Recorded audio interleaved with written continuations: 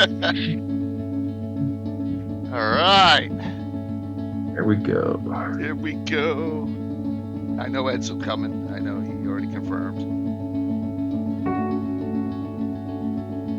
Let me start up just so I don't forget. What's up?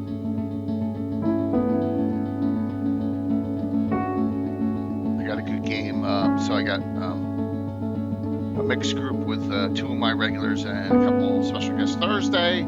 And then I got almost everyone who's in the Witch group is playing here Ed on Saturday. Next upcoming week. So that'd be good. That's at 11. Right and early for you. Yeah, I saw Tim's 5:45 a.m. Local notification and made me laugh. Your repurposed freighter drifts through space. As you stare out at the star-flecked void, man, I hate those nodes, dude. Comes in. That's Wait, one thing I never is this sci-fi? Did. I thought we agreed on a World War II campaign. Oh. Did we?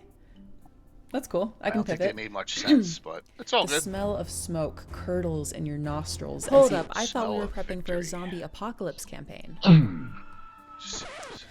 All right, here's what we're doing. It's the year 3700. Humanity's elite fled to other planets long ago, taking with them all forms of advanced technology. Earth survivors scrape by with historic tools as weird phenomena plague abandoned nuclear sites. Witnesses report seeing glowing lights and the dead rising from their graves. And amidst the chaos, three strangers will meet in a dim bar. A veteran zombie slayer, a disgraced general out for revenge, and a space mercenary sent to investigate the power plants. Now describe your characters. Yeah, he's taking on more stuff. So they're going through scheduling right now. Cool, man. Get them. Get those gems of power.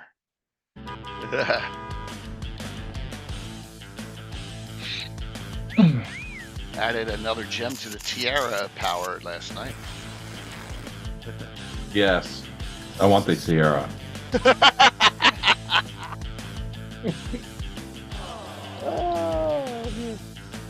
Want the tiara? That's awesome. Yeah, I think it would look good on me.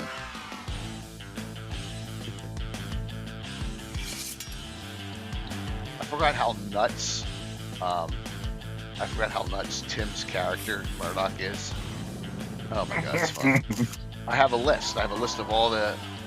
We're gonna show it. Of all the personalities.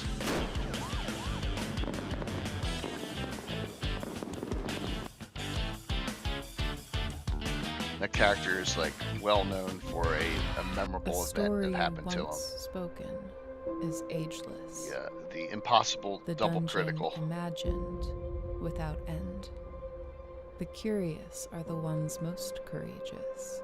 All right. The tree that endures has to bend. Too bad Brett's got to work, I guess. Stillness, the mad mage yeah, he's got something going on. Yeah. From countless it was good that he played last night. The castle takes yeah, he's been getting crushed with work too, so. Holiday season stuff. Those unlucky yeah, just will never make escape. In terms of staffing, I think he's just had to step up and take care of a lot of stuff.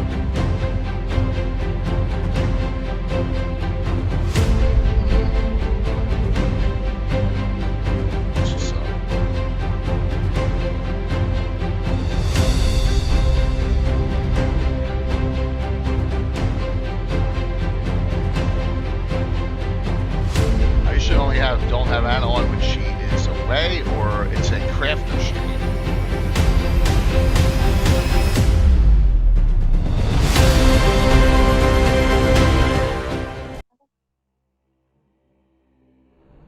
Yeah, that's when she takes off. That's cool.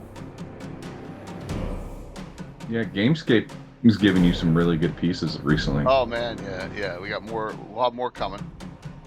I mean, not that the other stuff is bad. It's all been good, but it's just some of the stuff has really stood out on the board or on the table. They've done a really good job with. He's really done a good job with visual, depth effects. So I can put those underlays underneath a lot of different pieces. So that makes it pop, with the lava and stuff. I'm still looking up. No one else is. I said 7 o'clock for everyone else, but Yeah, no, this one out. Gives me a chance to hear the intro. Oh, okay. Which button next? Oh, wrong button. POV, I had 30 minutes before my campaign group showed up, and I was totally unprepared. I grabbed my Ready Set Encounter box and boom, everything I needed for an epic session. Adventure hooks, map tiles, loot tables, stat blocks, and miniatures, all ready to go. My players still think I spent hours planning our Great Dragon encounter. If you're a busy dungeon master, get Ready Set Encounter live now on Kickstarter. Let me check that real quick here. POV, I had 30 minutes before my campaign group showed up, and I was totally unprepared. I grabbed my Ready Set Encounter box and boom, everything I needed for an epic session. Adventure hooks, map tiles, loot tables, stat blocks, and miniatures, all ready to go. My players still think I spent hours planning our Great Dragon encounter. January. If you're a busy dungeon master, get Ready Set Encounter live now on Kickstarter. So it's like the third week, but yeah, there you go, Anna. Thanks. Forgot you guys can hear us. Thanks, George. 62-month streak. Woo! Over 5 years. Alright, so I got Curtis, and here comes Ed. Dun, dun, dun.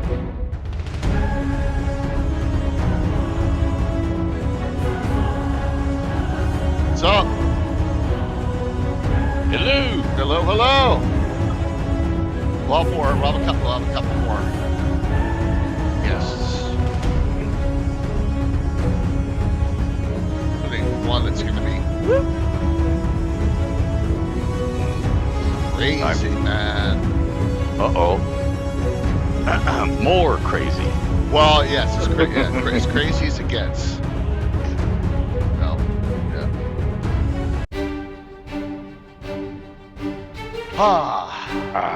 Oh my, look at that ritzy room that Jay has ushered us into. Yes.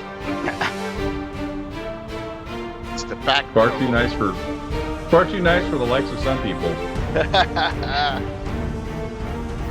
Yeah. All the wonders you can do. Mm-hmm. A lot of it. Yeah. A whole bunch of effects. Like I can change the picture effect when it's raining, snowing in the background. Also, cool. Yeah, it's pretty neat. I just like to keep going with the clouds. It's pretty nice. What's up, Patrick? Smartly. Everyone, hope you all are doing well. Did I start the giveaway? I did. Alright, good. I did. Yeah, $25 gift certificates and Troll Lord today. 2 of them. Yep. Little sponsor. We're a little early, but who cares, right? You have to be ready with your boots on, your gun loaded, out of the holster, before it's go time. That's right.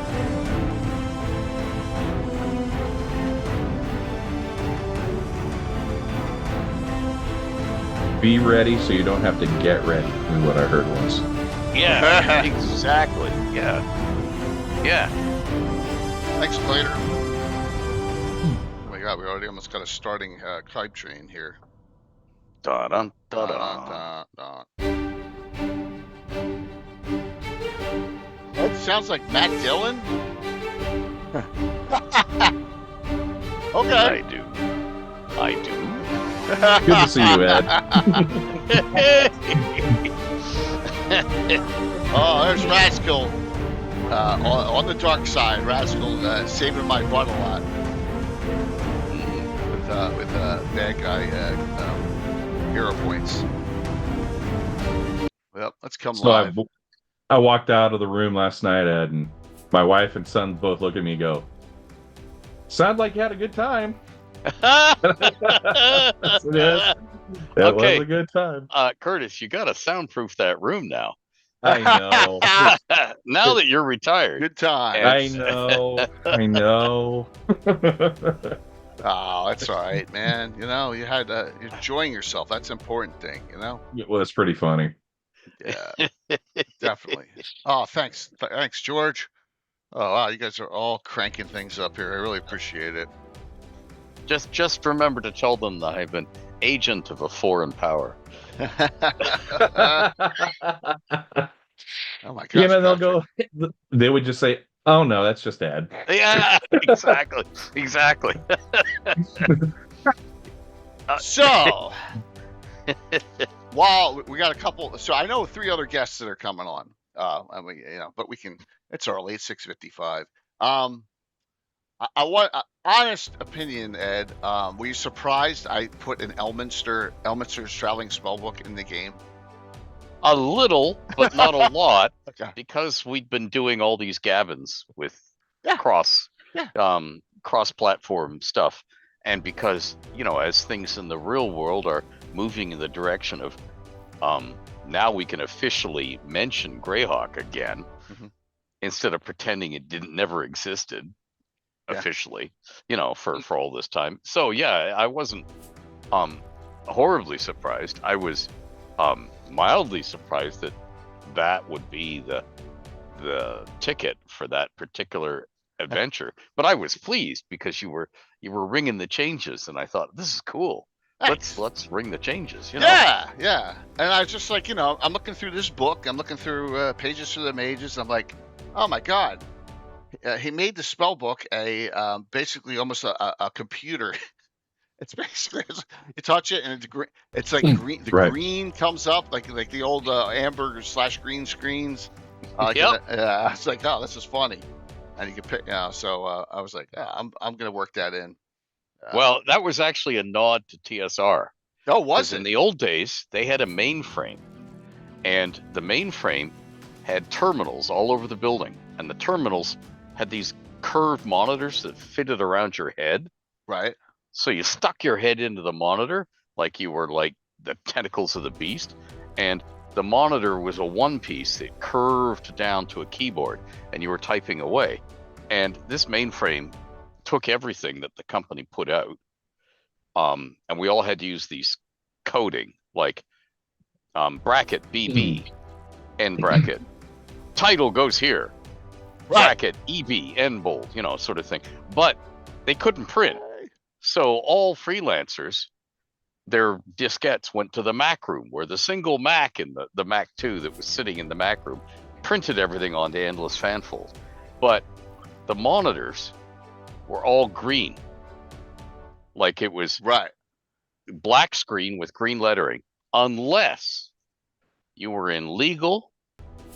The secretaries of whoever was running the company at the time, like Lorraine, and they called that the Grand Duchy, which was the area of the secretaries. They had amber monochrome. Everybody else had green. Oh, the amber screens. but the creative people got green. So green was magic, which is why Chris Perkins later had green as his magic. It wasn't because Luke Skywalker's lightsaber was green. Right. It was because green meant you were a pleb. I mean, a designer. For the computer monitor. Wow. Okay. No, that makes sense. Awesome. Hey, Bella. Hello. Am I first? Well, you got Ed and you got Curtis. Well, of course, but you also have Here Comes Rob. Here comes Rob, and then we're there's Rob. There we go.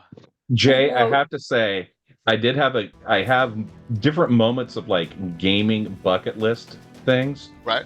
And last night to play Fritz with an Elminster item that came up in a game with Ed Greenwood, that Fritz can look around and go, who the hell is Elminster?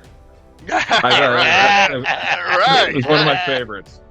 That was the whole in a Greyhawk world. So I thought I really was enjoyed myself. Cool.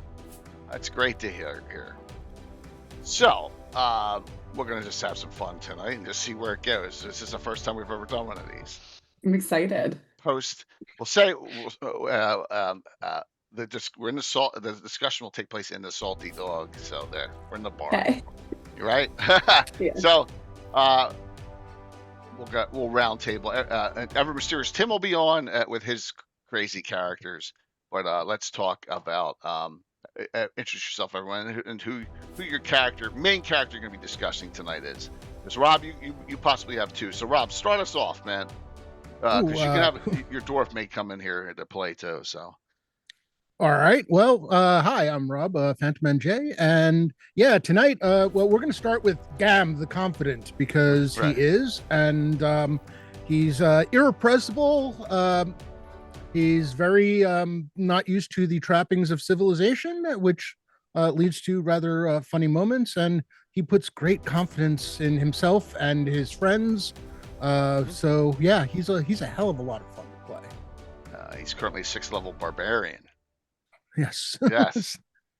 So I put I didn't ask you, but I put you on the game for Saturday. So if you can't, just let me know.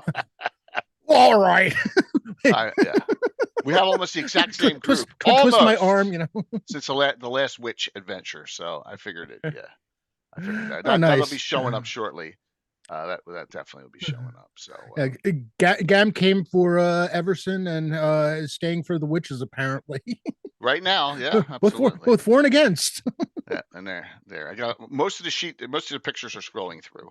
So, all right, Bella. Hi, I'm Bella. I believe I'm just doing Namaris tonight. She is a level 7 Shadow Mage, level 7 Thief as of last night. So excited for the level up. I have this super cool crown that I'm wearing, but I'm a gray elf, and I just somehow keep getting talked into these adventures. Well, I mean, your Namaris is Gam's strategist extraordinaire, so Namaris has really come to love, because she's got the gray elf mentality for sure, gray elf like hierarchy, but Gom has just melted her cold heart, her stone cold heart, and That's so funny. if he's going, she's going. I will say. Someone has an eye on that tiara, though. Yes. It seems Fritz, which is kind of offensive, has the same taste in jewelry as I. I don't know what that says, but it doesn't say anything really. It sounds like I like it and I want it, and that's kind of how I live my life. Yeah, that typical chaotic neutral. So Ed's just soaking it all in, right, dude? Soaking that in. I know I'm ready to go full, no more third person. I'm ready to go full. No, we're good. We're definitely good with like I said, I don't know what time Tim will be on, but whenever Tim gets on, none of you have played with his character that he's going to do, Murdoch the Mighty. Yes, it is based on Murdoch from the A-Team. So you can just imagine. And that character's, I'm going to say 40 plus years old. So yeah, he's been playing that. So go ahead, Curtis, take us away with Fritz. I'm going to go through the up-fritzing process right now, and in about 10 seconds, it'll go full Fritz. As they say, you get all the Fritz. Does that mean you're on the Fritz? I am always on the Fritz. Yeah. They also say that at the Tickling Feather. Actually, in the last few moments of me being live. me, I just threw this one to Jay as an idea. Like, everybody's traveling on the holidays. How about we do something? If you want, take the stress off and let a bunch of us goofballs, answer a Q&A and have banter back and forth in character.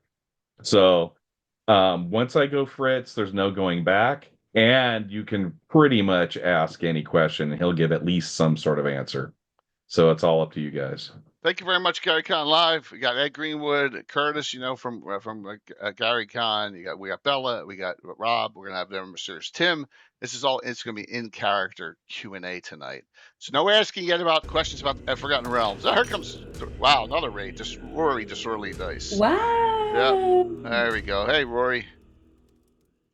Thank you very much, both of you. There are 2 giveaways, exclamation point drawing. Both of them are $25 gift certificates to Troller Games. So, right, exclamation point drawing to get on them. By the way, there is Ravalantar, that picture below me, how they found him with this velvet smoking jacket, smoking the pipe. I also have this wonderful piece that I was able to find, and that, let me see, this should work as a GIF. Let me go to the third. Careful, Fritz may want to steal that along with the tiara. Oh, the tiara and the robe would be phenomenal. Here we it? go. Here we go. This is how they found. Here you go, Ed. You're gonna love this. Yeah, I was Ed, quite confused. Ed, you're muted, Ed. I can't hear you. Am I there still? You go. No, I got okay. You now. I got so you. For those of you at home who've never blown smoke rings, the trick is to fillet the pipe. Okay. Now it begins. No. I have no idea where I got the glasses, the spectacles I am wearing in that. Fritz can definitely have the smoking jacket. I'm fetchingly clad in red lingerie underneath. You can just see the throat muffler I'm wearing there to maintain decency. Yes. We see a full ascot underneath the smoking jacket. I haven't been that thin in a long time, so that must be a magical disguise. We all were there. Here is Erebus and I saw it. Here's the beginning I scene of the unfortunately also saw it. Yes, in the basement. It's reversed as to what happened. It's actually Erebus who went down the steps first, but that was my prep picture for when they found Ravalantar, because he had been missing for almost a month because he had been taken by this evil mage. Well, he willingly gave himself up, and that's how they found him. Well, she had to make sure the geas really stuck, so she had to cast it in person over and over again, hands on. Were there fuzzy manacles involved? No, I don't go for the fuzzy manacles. I want the full sensation. But that's how. Kidnapping. It's called wear out the hairbrush. And I have no idea what's on all those shelves in that bedchamber. Jay, what's on those shelves that alcohol are across from the viewer? Really? Yeah, this is a wine cellar. Yeah, that's all alcohol. Wow. Empty, That's vessels. another reason why you're down 4 weeks. Yeah, that would take care of a month for sure. Yeah. Funny, but that's how. If you look out the old school spell, geese, there's touch, no save, dispel magic, remove curse, nothing works, and if you do not perform it within 1 to 4 weeks, you will die. So so when someone touches you like that, you've just got to go through with it.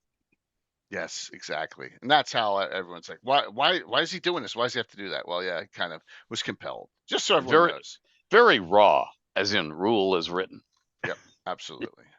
Good old school. And if I remember right, we got word of this 1 to 4 weeks at about 3 weeks and 6 days. So we had about 24 hours to go get Ravalantar, get him ready to go, and then go.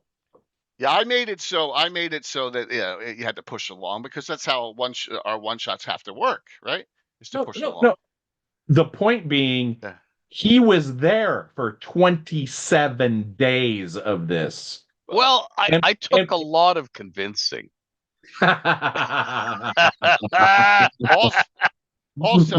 Also, she knew that she could use this to her advantage. She had a powerful adventuring group.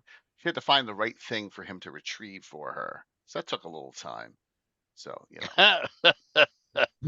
well, what can I say? And that was not easy fight. I mean, that no mage wanted to do that by themselves. Perhaps she'd never had a Greyhawk mage before. Perhaps she wanted to find out what she'd added to her collection. Exactly. Yeah, lots of fun. Tech with comeliness, what's his constitution score? That's a good question. I think it's 15. Let me check here. Yes, 15. It is. Good guess. It is indeed 15. Yep. Looks down, sees where it's stamped into his flesh. Yes, 15. I think the only question Fritz had, really toward the end of the night, was, do you have her number? Remember, he disappeared after you guys got back, so but you know that he's not missing now at this point. So in action. I do want to ask one out of character question to Bella, and so how was it playing with Ed for the first time? It was hilarious. Okay. That's None of it was what I expect. Well, I don't go into anything with expectations ever. I don't think Damaris does either. That's one thing I think we both right. Zero expectations. And it was really funny because both Damaris and I were just confused about the entire thing. You're telling me he's been kidnapped, he sacrificed himself, it's this whole thing, and then we show up and he's like in a robe just hanging out. Yeah, well. It does not look like he's been tormented. It does not look like he's been locked in a dungeon for 27 days. I'm like, wait, I thought we were rescuing somebody. That was the joke. Yeah, that's the way I do things. I loved it. It was hilarious. It was. I'll have you know, madam, I was tormented. I held out for as long as I could. I mean, I'm not a 5-minute wham bam sort. Oh God. He put that 15 Constitution to good use. No. All right. So this is what we're gonna do. Everyone's gonna be in character. Mr. Tim, we're waiting for him, but we're gonna continue. And just if the audience, you guys want to ask questions of them in character, campaign questions, I will be. I can do Emerson or Gazumba or any of the other NPCs. And we'll see, have some fun with this. So here's my question to the four. Oh, by the way, that's the evil Tim Venn diagram that the other guy did. Yeah. So I'll blow it up and show that again. That's freaking hysterical. I had no idea Gory Details was so large. Yes. Yes, good old Tim. So my question from the outside in to everyone's player character is, what other character do you each admire the most? In 2 drink minimum or in the campaign?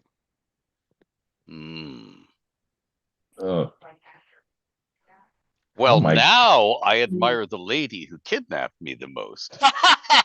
Because she could have done unspeakable things to my body, and she could have murdered me. Vanna Bold, yes. Yeah, and instead, she just used me. That feels wonderful. As a smart, evil, villainous would. Yeah. Instead of making it, making it all about pain and suffering. She wasn't a priestess of Leviathan or anything like that.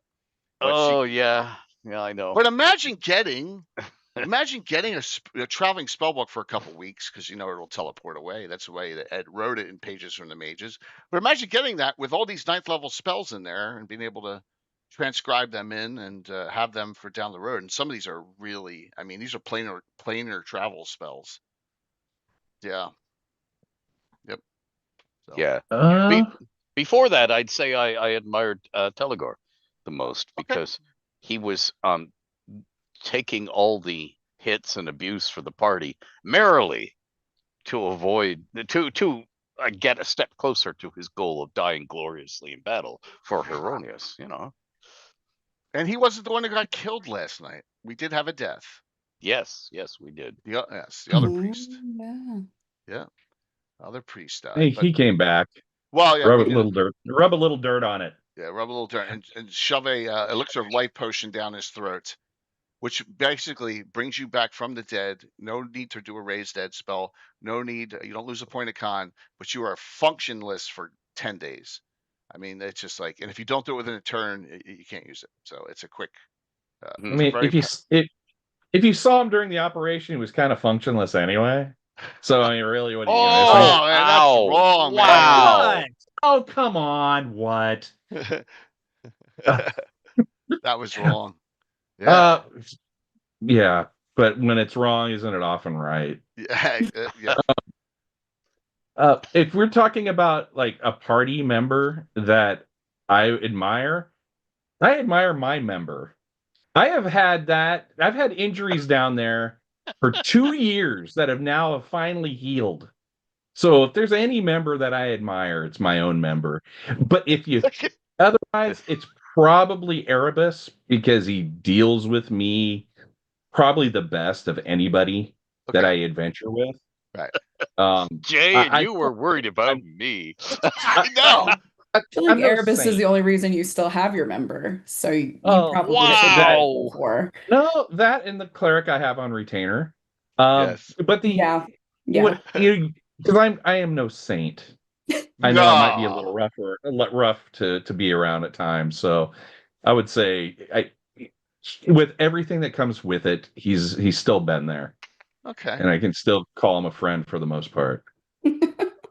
So if we go here, speaking of Fritz's member, welcome to GaryCon 18, and we go to attend, and we go to my schedule, and we come here to Thursdays. Where is it? Oh, it's not officially scheduled yet. Yes. Oh God, how do I find it? Oh, yeah. I've heard a rumor. Put in your submissions. Go to host and submissions. Submit events here, right? There we go. Well, that's yeah, it. Yeah. Thursday at 9 a.m. Revenge of the Fungal Queen. There we go. It's been approved. Yes. Join Fritz Winchester, Erebus, and L0 from the 46+ year Order of Uric event campaign. What trouble has Fritz gotten involved in this time? I've heard a rumor she's back. Yes. Oh, there. She was a cruel woman. I didn't know that going into it. Right. So yeah, subterfuge. I was a victim. 4 open signups for that one. 4 open signups. All right, I'll be up in Evergreen 3. Yeah, I know, Rob. All your games at the same time as mine. So besides Emerson Gom, I mean, do you have someone else? Oh, I mean, it's got to be between Namaris and Narina. I mean, both of them have been fearless companions, and Namaris is again. Gom believes in Namaris's ability to come up with tactics and find ways to attack the enemy best. Okay. And Narina is just brave and a worthy companion. Wow, that was nice. Very, very nice. God. You can see why I love Gom so much. Gom does a lot of damage too now, so yeah. All right, so, Namaris, and what about you? What do you think? I mean, unfortunately, I'm so great, but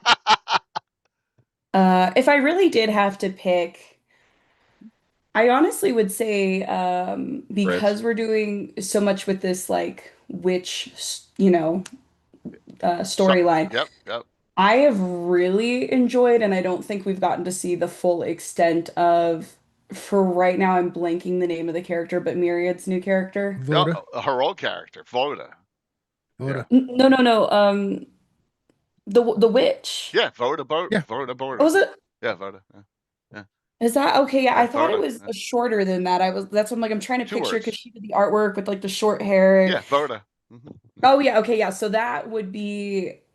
I honestly think the character because I've only gotten like the little snippets. I know we haven't seen her at her full power. I like, how committed she is to playing that character. I really, really am excited to keep moving forward with that. And her power, I find that very intriguing. I find her level of power to be and whatever the hell she's doing to Quentin, I'm still figuring that one out in the back of my brain.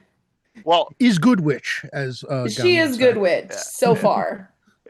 I'm skeptical, but I think that's probably who I would maybe say is an equal of myself. Maybe not quite. I'm still hotter, I think. Well, wow. See, that's a great thing. No. I mean, like per character sheet, I'm hotter. I don't want to hear it. Oh no. I'll show you a hot witch. I'll show you the guy's done dealing with her. I mean, come on, let's be honest here, right? I don't think Fritz has seen her, I mean, yeah. We probably crossed paths or something, but you know what? So many women, so little time. And we may have our other we may have our other witch too. We may have Aurora, hopefully, as long as and that's going through the name of that adventure. It's kind of really dark. But that's Rogue's character.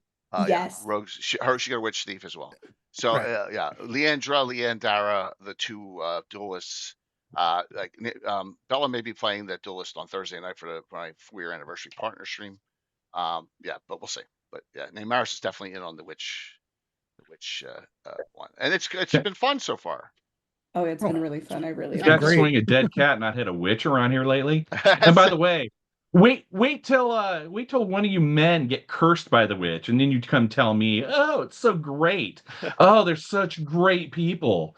I've been cursed 3 times by people with witchcraft over the last year. You know the secret to not being Gam's secret to not being cursed by the witches? Be willing companion. Exactly. Yeah, I think Quentin will be first in line to get cursed by the witch. We'll see what happens. I'm not entirely sure. I'm thinking Quentin might deserve it. I'm not sure about it.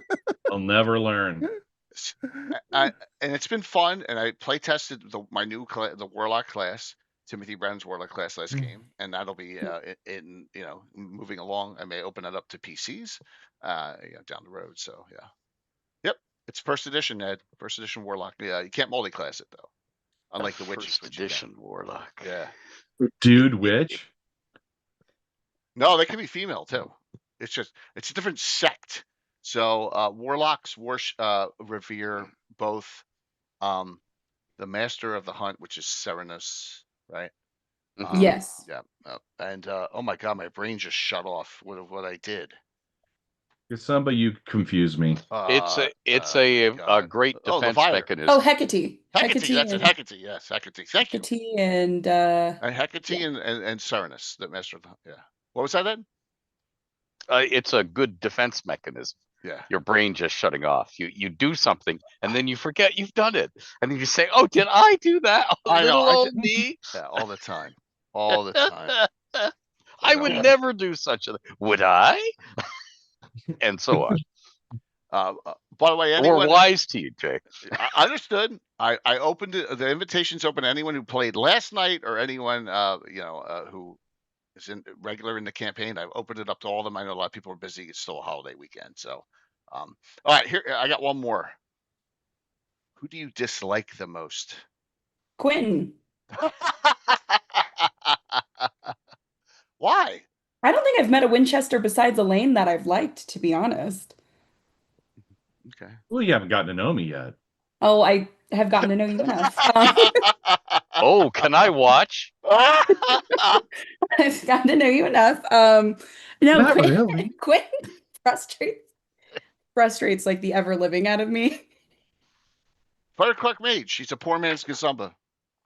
A poor man's Gazumba. I love that. That's what I call any fighter class mage in the campaign, because Gazumba's 12, 13, 13, right? And Quentin's 6, 6, 6. And then my second is Rin, shockingly. Fritz isn't even on the list yet, but yeah. Rin. Give him time. Ruining my beautiful master tactfully planned out plans. Rin. But Rin, because of what the dumb thing Rin did, you have that thing on your head, the tiara of power, and also that Gom has his horn. That's true. It worked out. Yeah. That's when I can't believe he had the audacity after everything to ask me for my shares so he could get his toes back. I was absolutely not. Yeah. Absolutely not. I'm not investing in him in the slightest. Yep. Astrolighters, Jeremy's on. His character died last night, but there was a elixir of life around. But first thing he got is armor melted off by an oxidized spell, and then a fire titan of Surtur just mauled him. So he got beaten like a rented Cuthbertine. Yes, he did. All right, Yeah. so Rin is good. Rin and an NPC. Okay, that's fair enough. That's fine. It's fine. How about Rob, Gom, or Fritz? Then we'll go to Revelant last. I'll let Gom go because he takes him a little while to form words. Underlips, because he's a bad guy.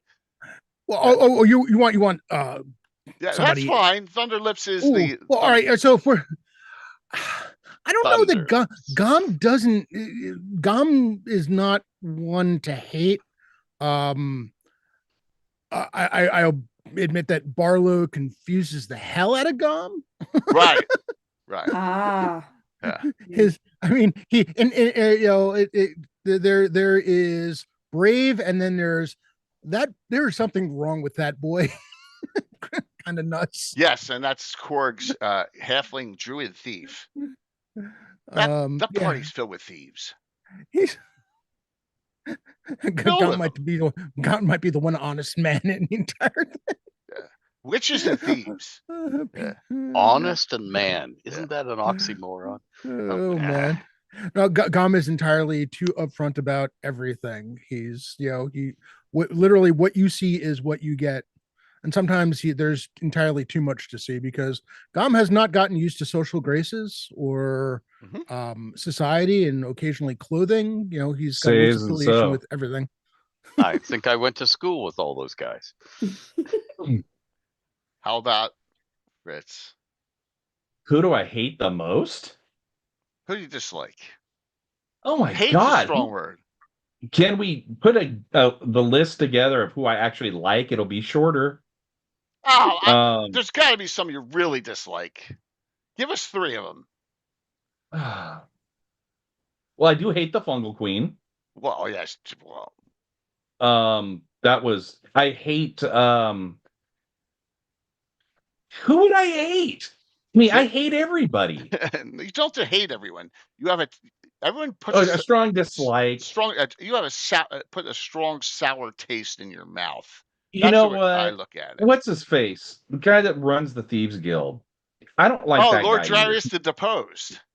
He's got a face that needs to be punched. Yeah. I don't like that guy. Yeah, well, I can understand that. Absolutely. Yeah. You know what? What happened to that guy, by the way? I wanted to see both he and the halflings that just go at it and see who was left standing. I hate that guy. So that's a good one. I'd say that one, and then 3. It's more of a brotherly dislike. I do probably give Emerson the Fourth some some benefit of the doubt, but the guy is such a wet blanket. He's like the paladin that is like douses any element of fun, and then is judgmental about it. It's like, that's the last thing I want to be, is judged, because I shall not judge you. Well, I can't say that. I do judge you. But yeah, Emerson the Fourth is kind of he's kind of a pain in the behind. So it's hard to say dislike. He's just irritating. Your half brother. Yes, he's just really irritating. Mm-hmm. You have the same mother. Sweet kids, but he's irritating. Does everyone know the Fritz background story? Look, see, because we have to drag out that yarn again. Well, we should, so everyone gets a little perspective, right? Right? You'd appreciate that, Ed, right? Jealousy. So, back in the day, the father, Emerson Winchester III, was married to Dana Coldwell, the Coldwell House in Keelant. And one of my really, really vile, and I probably get in trouble with it with some groups nowadays, the Amazons of the Crimson Moon. It's a group of females who attempt to turn males into bad guys, evil, right?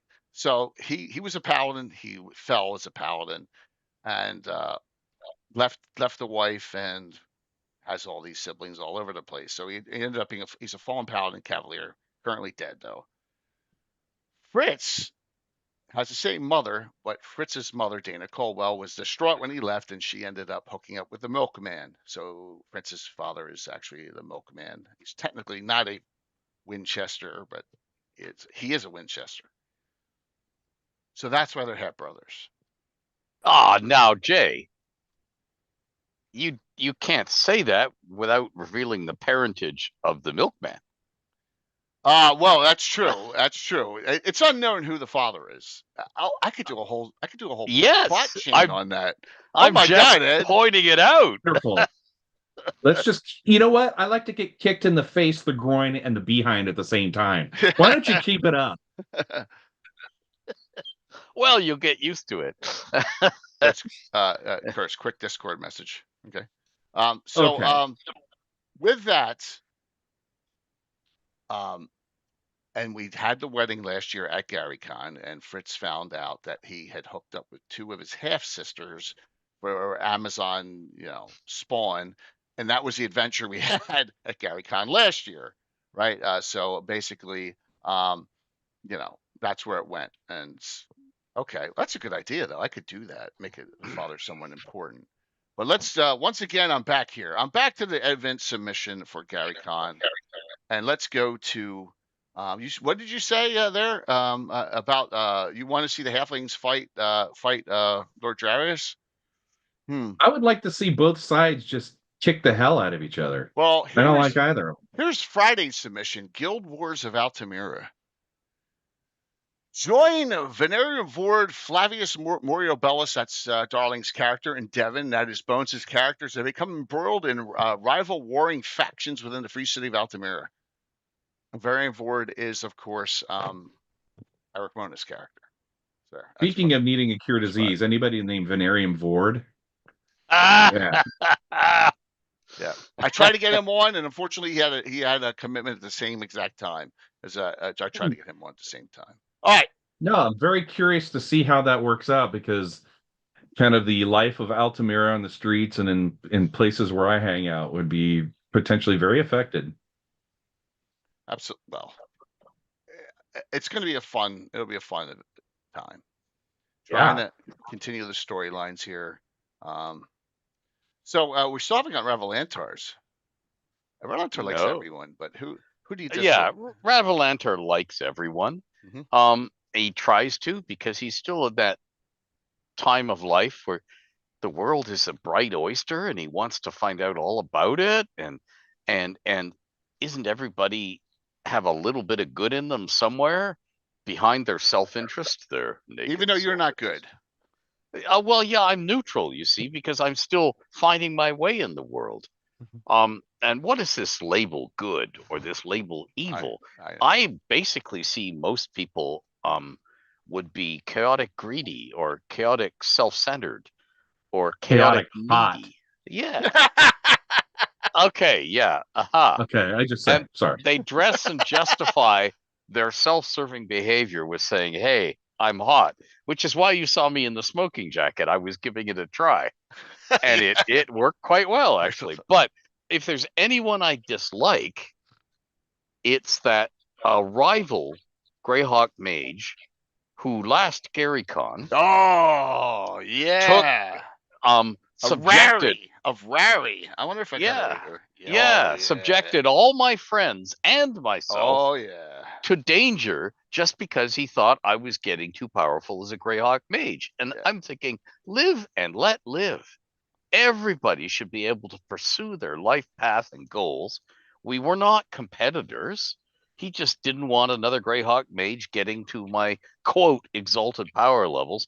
And I'm looking at my character sheet, out of character for a moment, and saying, what exalted power levels? I'm now finally getting to the point of view where I don't die the moment I fall over because I'm just a wizard. And now you have minor globe. yeah, exactly. So I'm not thinking I'm powerful at all, but evidently this piece of work, shall I put it, keep it polite, thought I had to be eliminated, and all of my friends, all of my fellow 2-drink minimum adventurers subjected to needless danger because he didn't want any competition around. And I just think that's a life philosophy that should not be encouraged.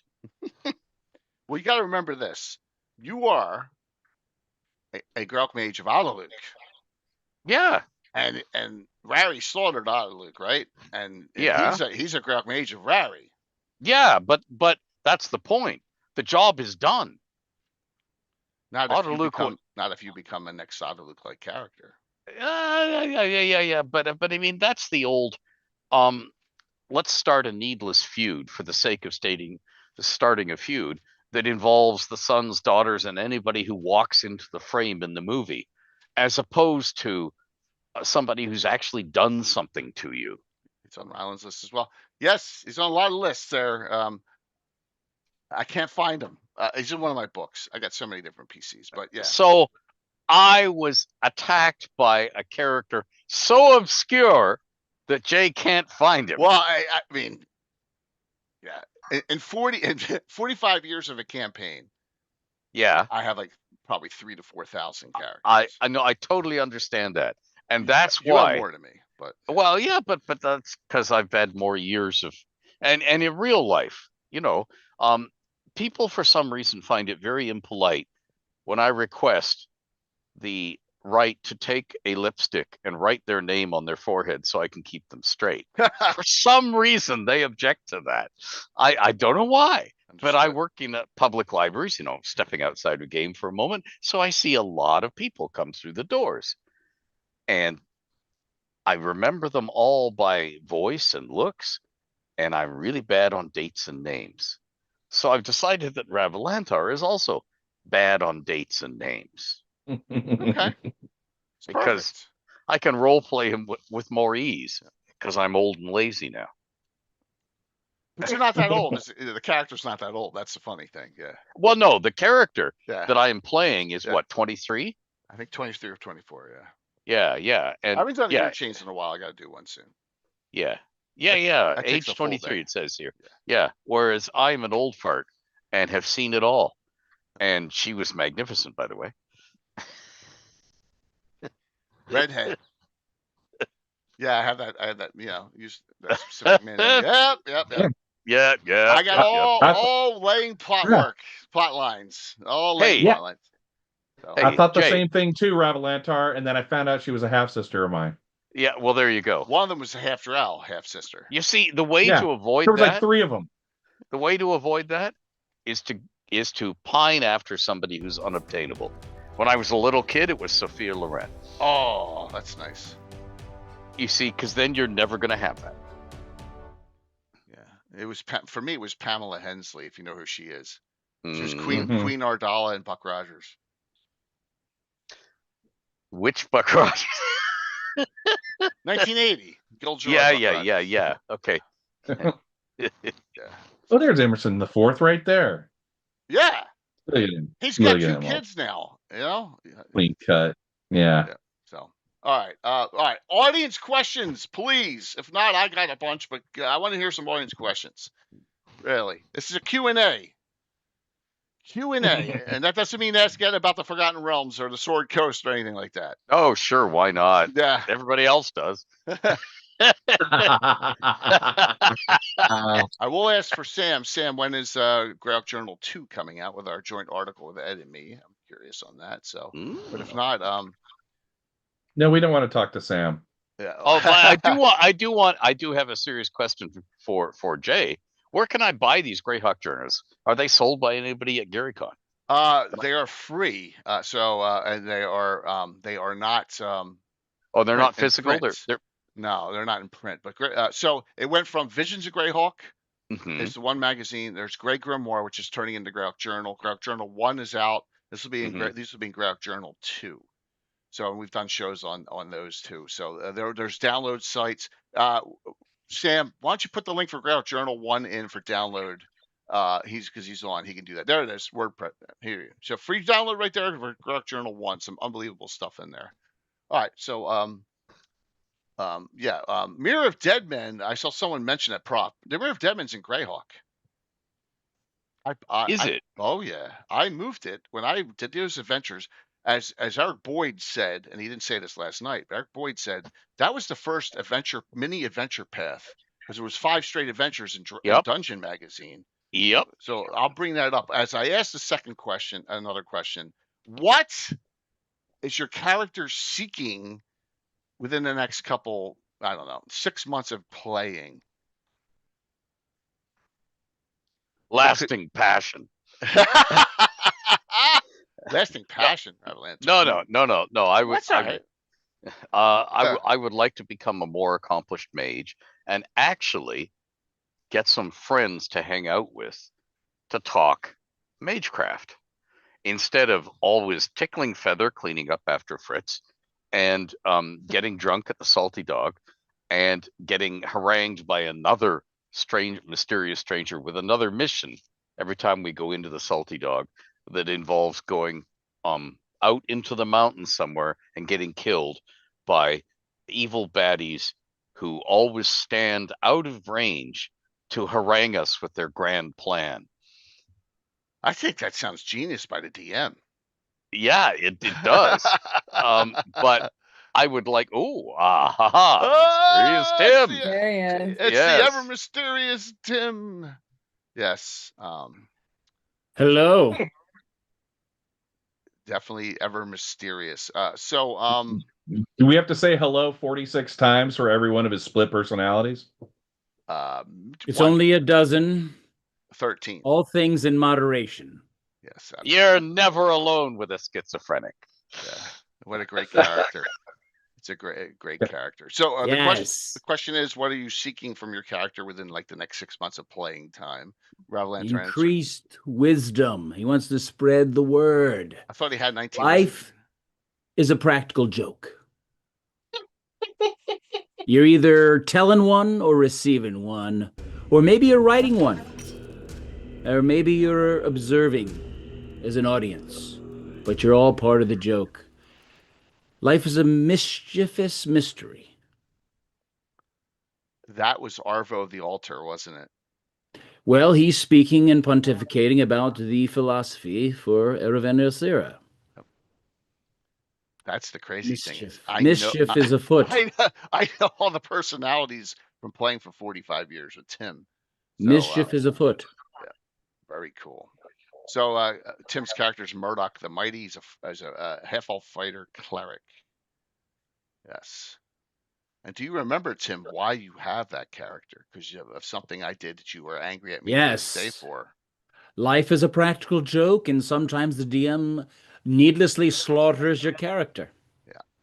His other character, Gridley, died in L2. Oh, shit. I did not do that on purpose. Oh. I did not do that on purpose. What did you do? Nothing. We're good here. So, right here, Principality Ulick, right here, this area here is where my Mirror of Dead Men is. There's nothing else there. Yeah. Okay. Yeah. So Anna just I haven't had Anna add it to my map, but that's where it is. Yep. Jeremy, that's hilarious.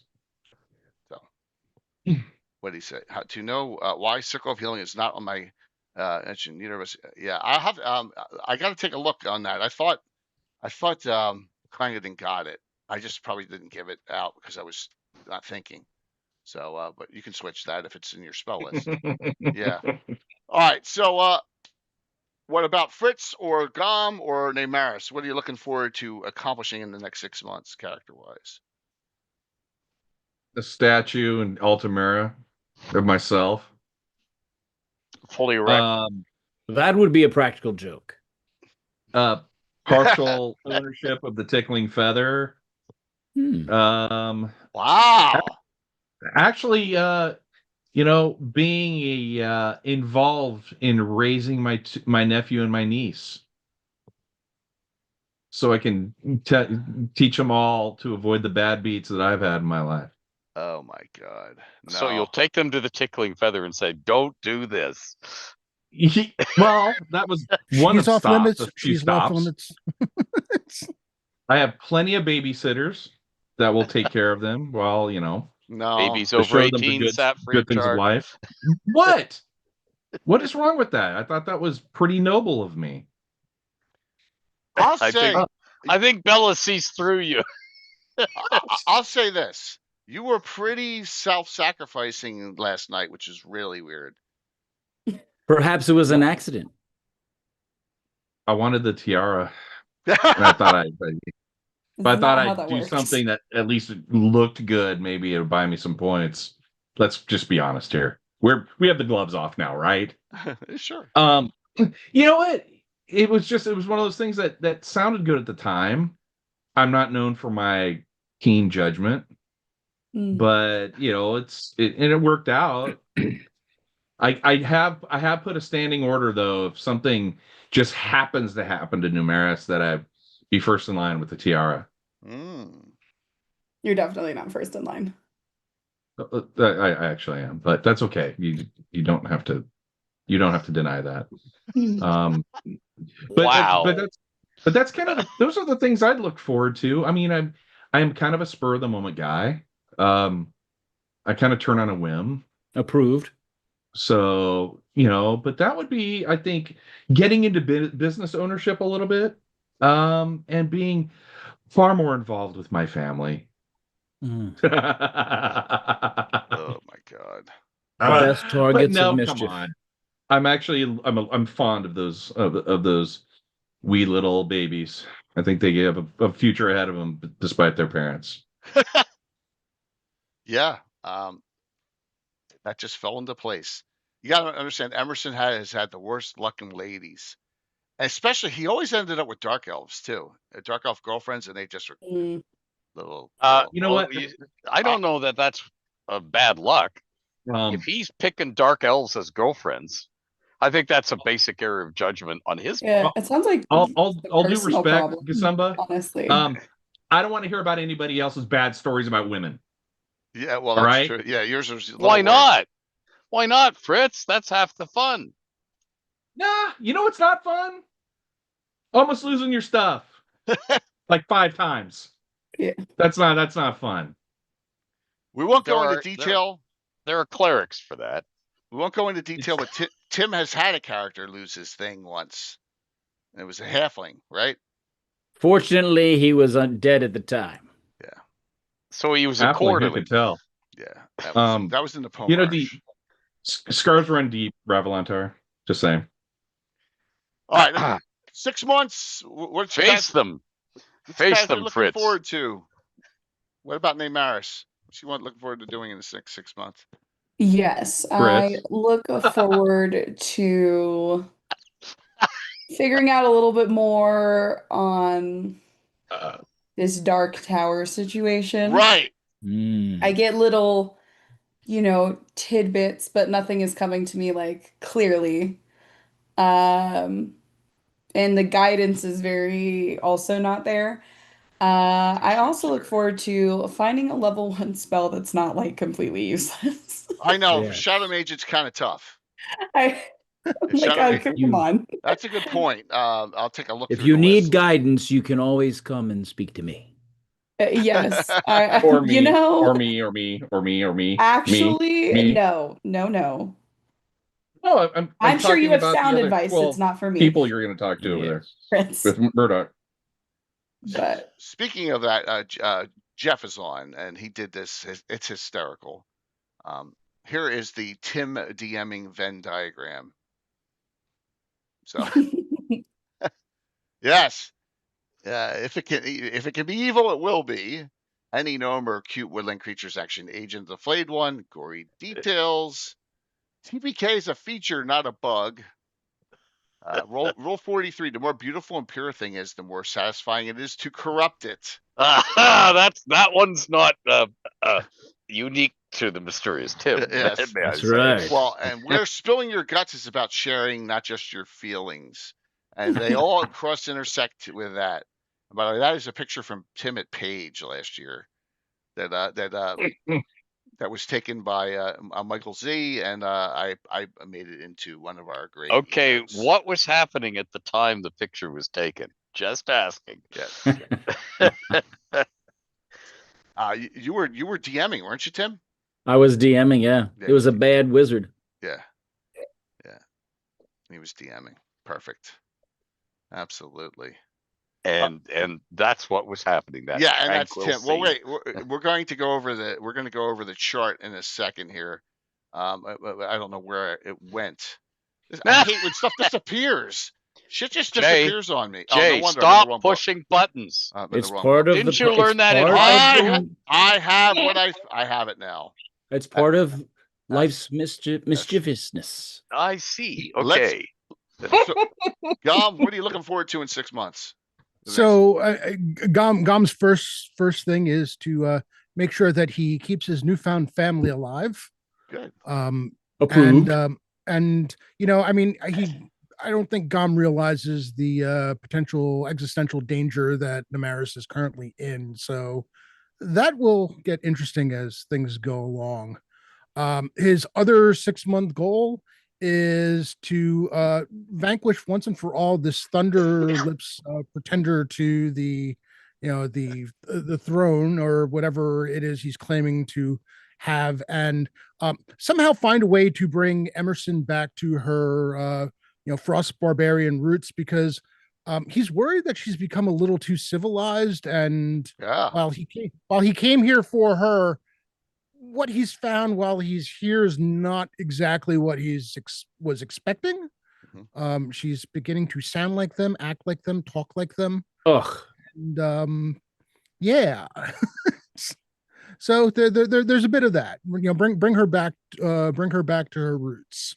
Okay. I love Gom, but sounds like he's just a pawn in Game of Life.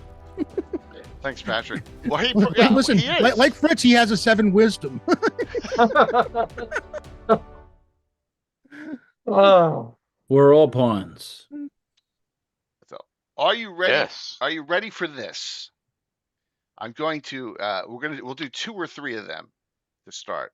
And this is the Murdoch the Mighty personality list. Here we go. Murdoch, Rob Ledbetter, Paul the Pauper, Arvo the Altar, the Brown Hornet, if you remember the old Cosby cartoon. Yes. Arnold the Aged, Jacques Robert, Myrtle the Misleading, Siegfried the Sober, Traver the Quick, Poor Tom, Sergeant Billy Bubba, and whenever he fumbled, he turned into Crazy Fish when he rolled a 1 on his attack die. So I just had a funny thought of number 2, changing it to Yellow Ledbetter, and he has to do a what do you call it, a Pearl Jam impression every time he talks. Mumbles. So let me go through. Here we go. Ready? Gotta go with Rob Ledbetter right off the bat. There we go. Rob Ledbetter, Tim. I'm Rob Ledbetter. Emphasis on the better. You guys suck.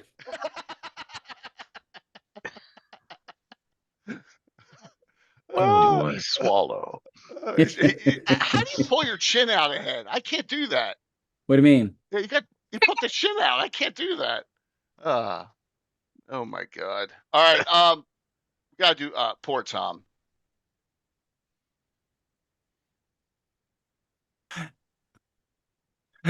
Poor Tom. I need some food. Please help me. Wow, a politician.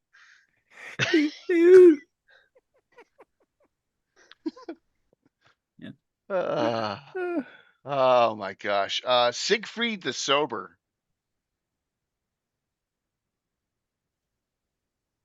That's not really funny, Jay. That's it. That's it. Matter of fact. This is all, it seems quite silly, but it is quite serious. Mm-hmm. Yeah. I'm concerned about Fritz's lifestyle. It seems unhealthy.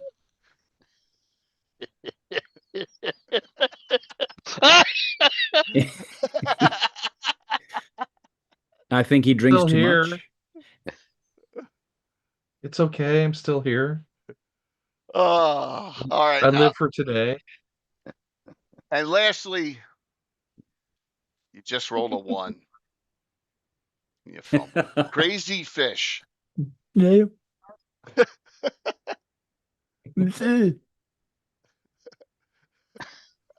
There you go. There you go.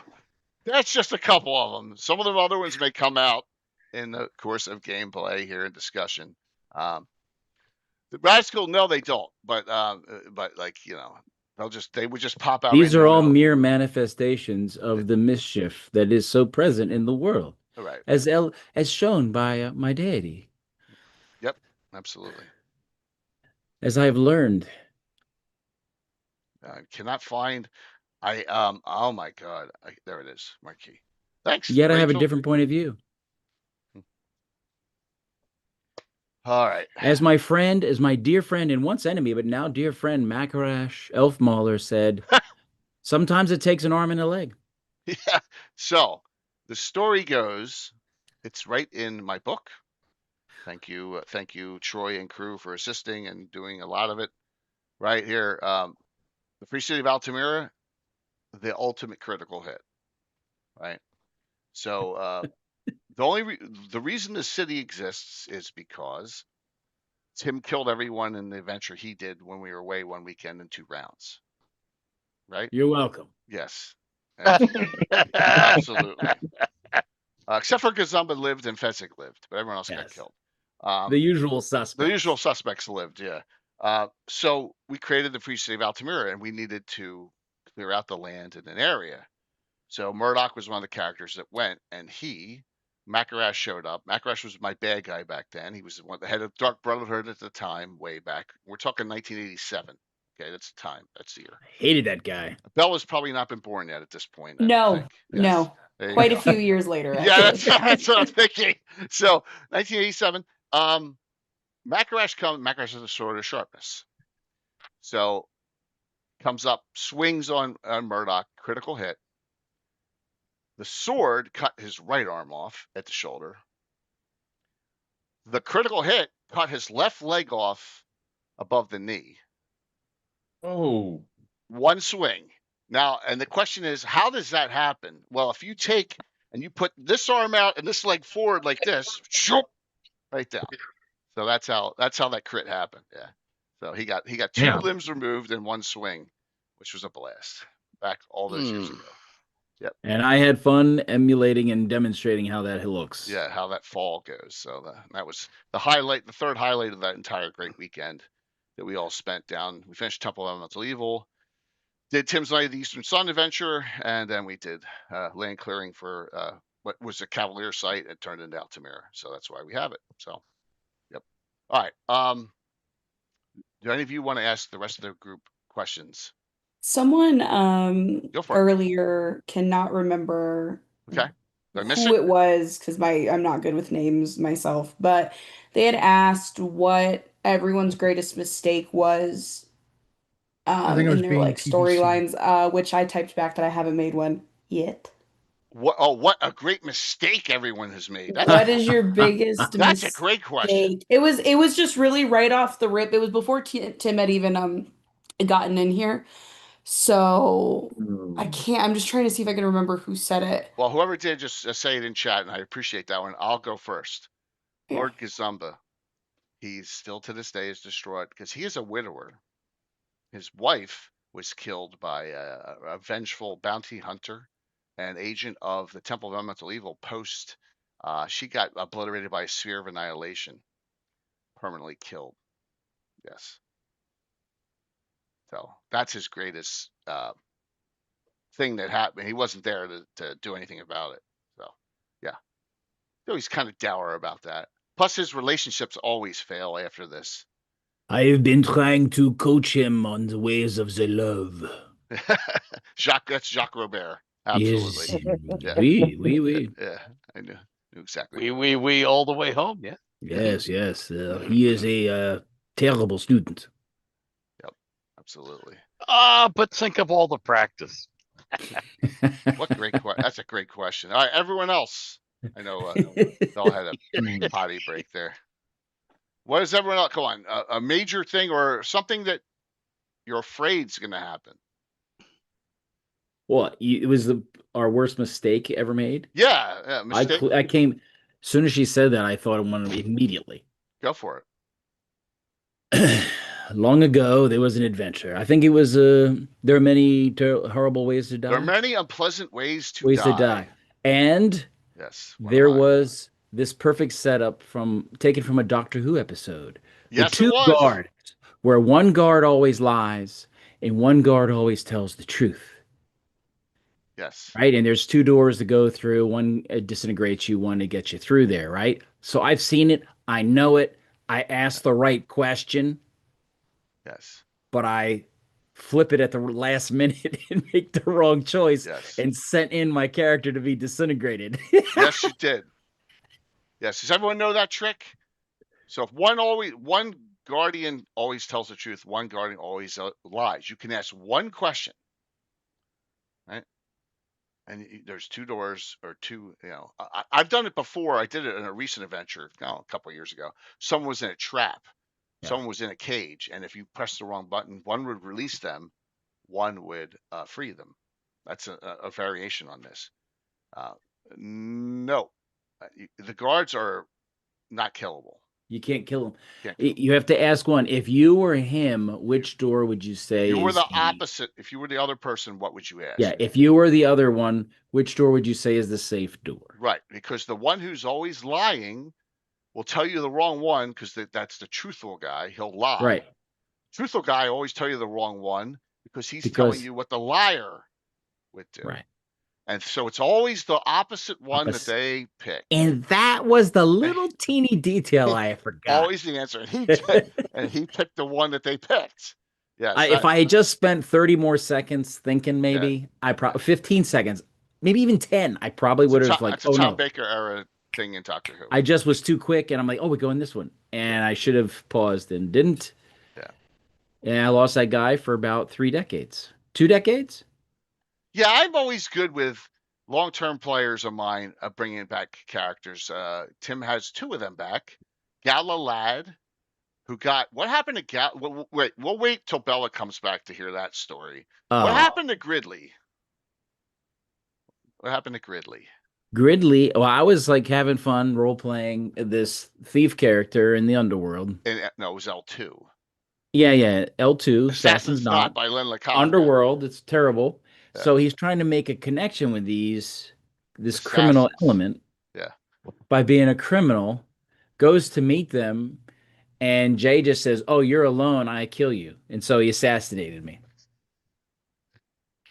It's Assassin's Knot is the name of the adventure. Yeah, but you know what? They still need people to do criminal activities for them too. Sometimes, you know. Yeah, I know. That was a long time ago. I wouldn't do that now.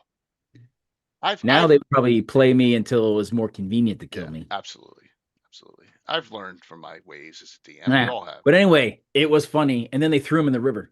Yep, they never found his body. But I brought Gridley back. Gridley's a character that Tim plays in the kids' game. It's his brother. Yeah. Oh, yes. Gridley. Yeah. Gridley and my brother Gridley. All right. Well, come on, Fritz. Come on, Gom. Come on, Revelantor. Okay. A mistake. I know Fritz has made a lot of mistakes. Well, hey, Dungeon Tutor. Okay. First of all, probably my biggest mistake that's caused me the most problems is my inclination to freely give my love. I think that the second one was a bad one, but I actually lived to tell the tale. Was being in Therisden. Oh my God! Yeah. Holy jeez. And I have a tendency. Oh my God. To get talked into things, and the fear that I'm going to look like I'm a punk. And so I basically got dared by Erebus to take a second fruit. Yes. From the tree on the bottom of Therisden. Yeah. What could go wrong? First off, you picked the right fruit. You picked the red fruit, if I recall. Right. You got the pointed dex. Yep. And so, sorry, if you gotta go, be right back. And then, I had about a 15% chance of living. What? And because it was out of character. It was a 3 or less on a D20 that I had to roll. If you would pick the second fruit, it's a reverse system shock to stay alive. So is it like a 4? Is it a -4 to your my characteristic? No, which would have been my worst? I assigned you. You're so unwise. You have 7 wisdom. I said yes. You have a wisdom check at -4 to not pick another fruit because you're so arrogant about it. Yeah. Oh, that's what it was. That's what it was, because I would have basically been incinerated. And now back in character, I was not going to be shown up, especially in front of a bunch of strangers, and Erebus dared me. So, but my incredible amount of willpower and strength of mind that I have, I was able to defeat that inclination. Basically, out of character, I needed to roll a 3 or less on a D20, and I rolled a 1.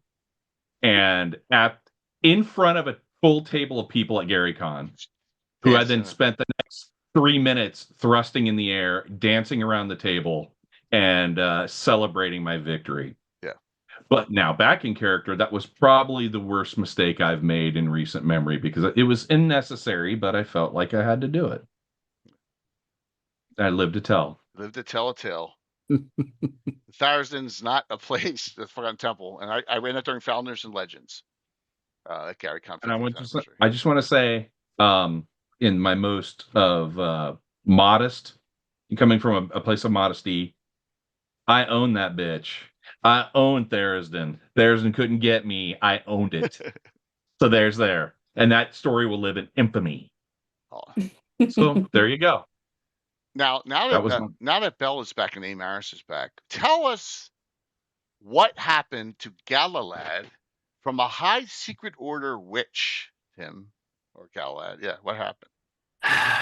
Well, she cast Wither, I believe, or Wasting. Yeah. That ages you 10 to 100 years. And when you're human, that can be rough. And he failed. Oh. And he aged and died in, one round.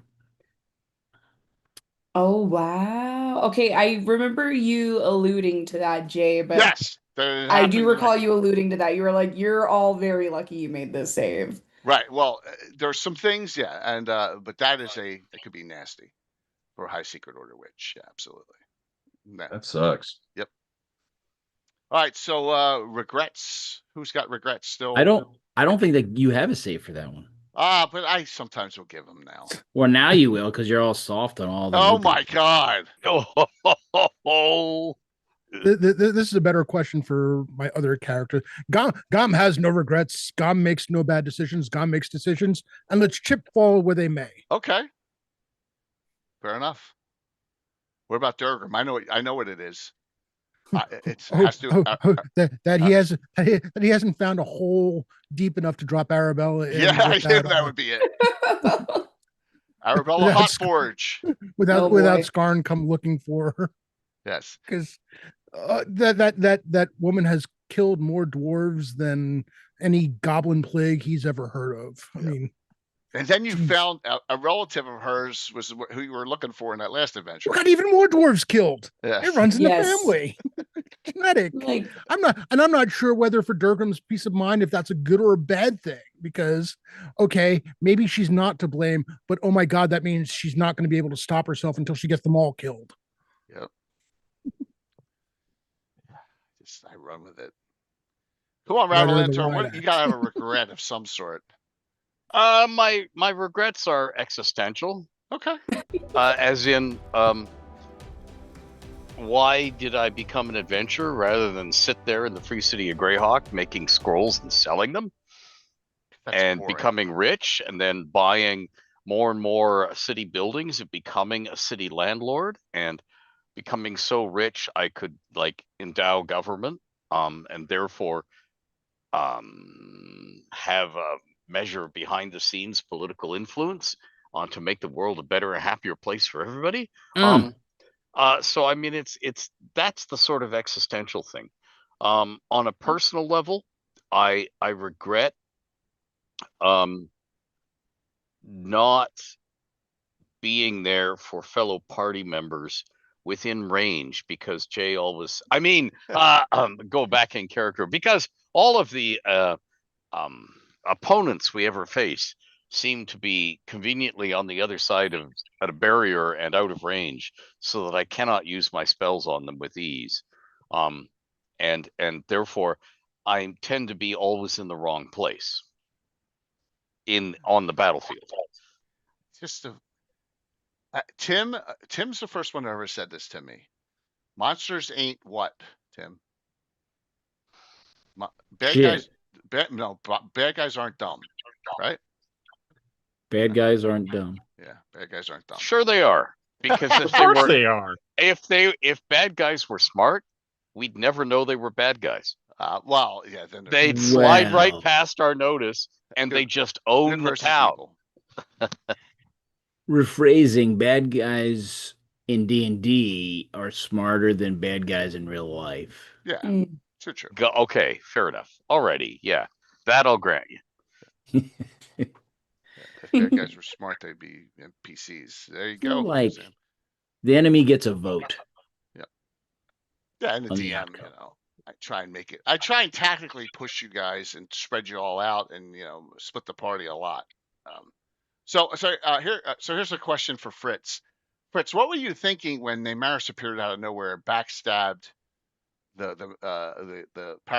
mage, the para-elementalist fire giant, but then he got away the first time? Well, first of all, I'll be honest, I kind of thought it was hot.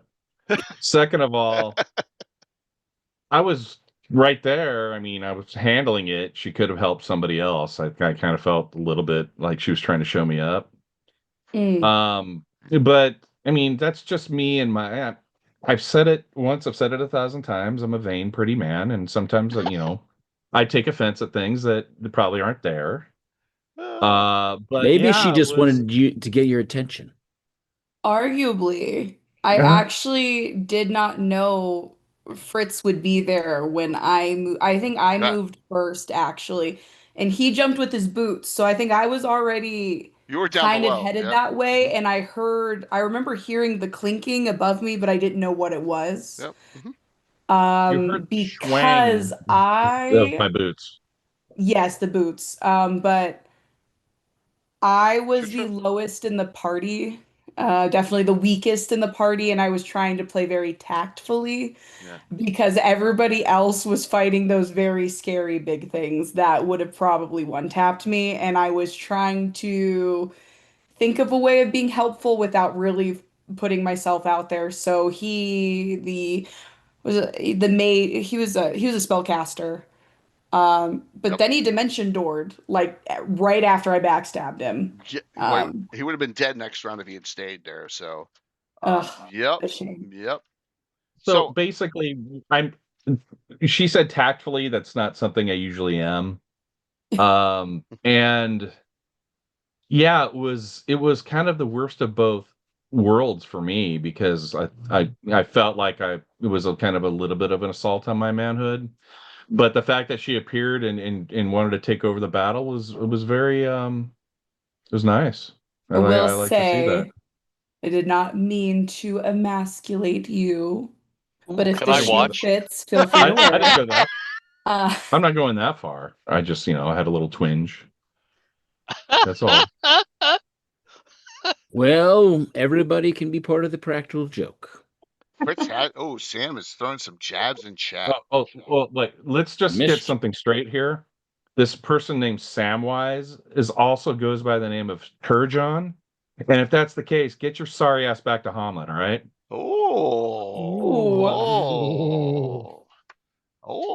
Low blow. So I have a regret question for Neymaris. It's no. I have no regrets at all. Well, do you regret assisting Corin Remquist to becoming a shade in the one adventure? That was Leah.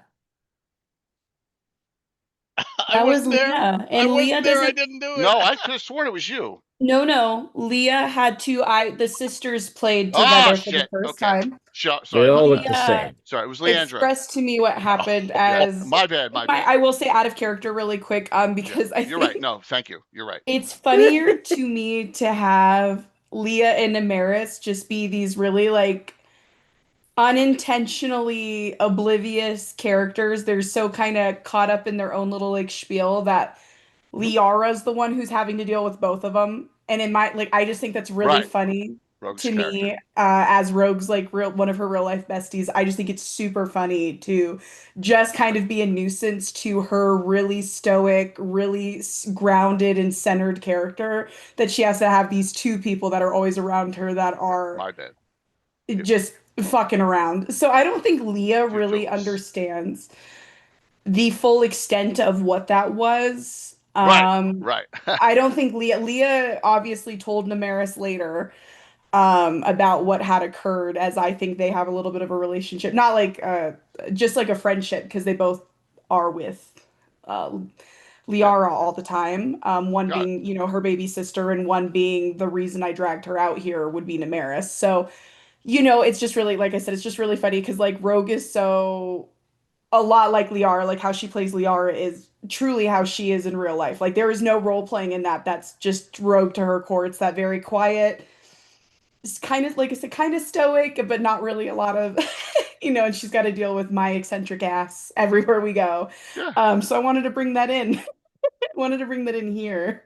And it was a fun one. It was all involving the. That was a really good an one. arena. It was an arena, and then I had Yes. Asherin as the clerk. So we had 4 characters in that one. It was a girl gang day, and it was right after the Overgord. Right, it was right after the Which was the Overgord. excuse to why Namaris wasn't there. Namaris was like, I don't know what that was. I'm resting. I don't know what the hell that was. And Leah kind of went instead.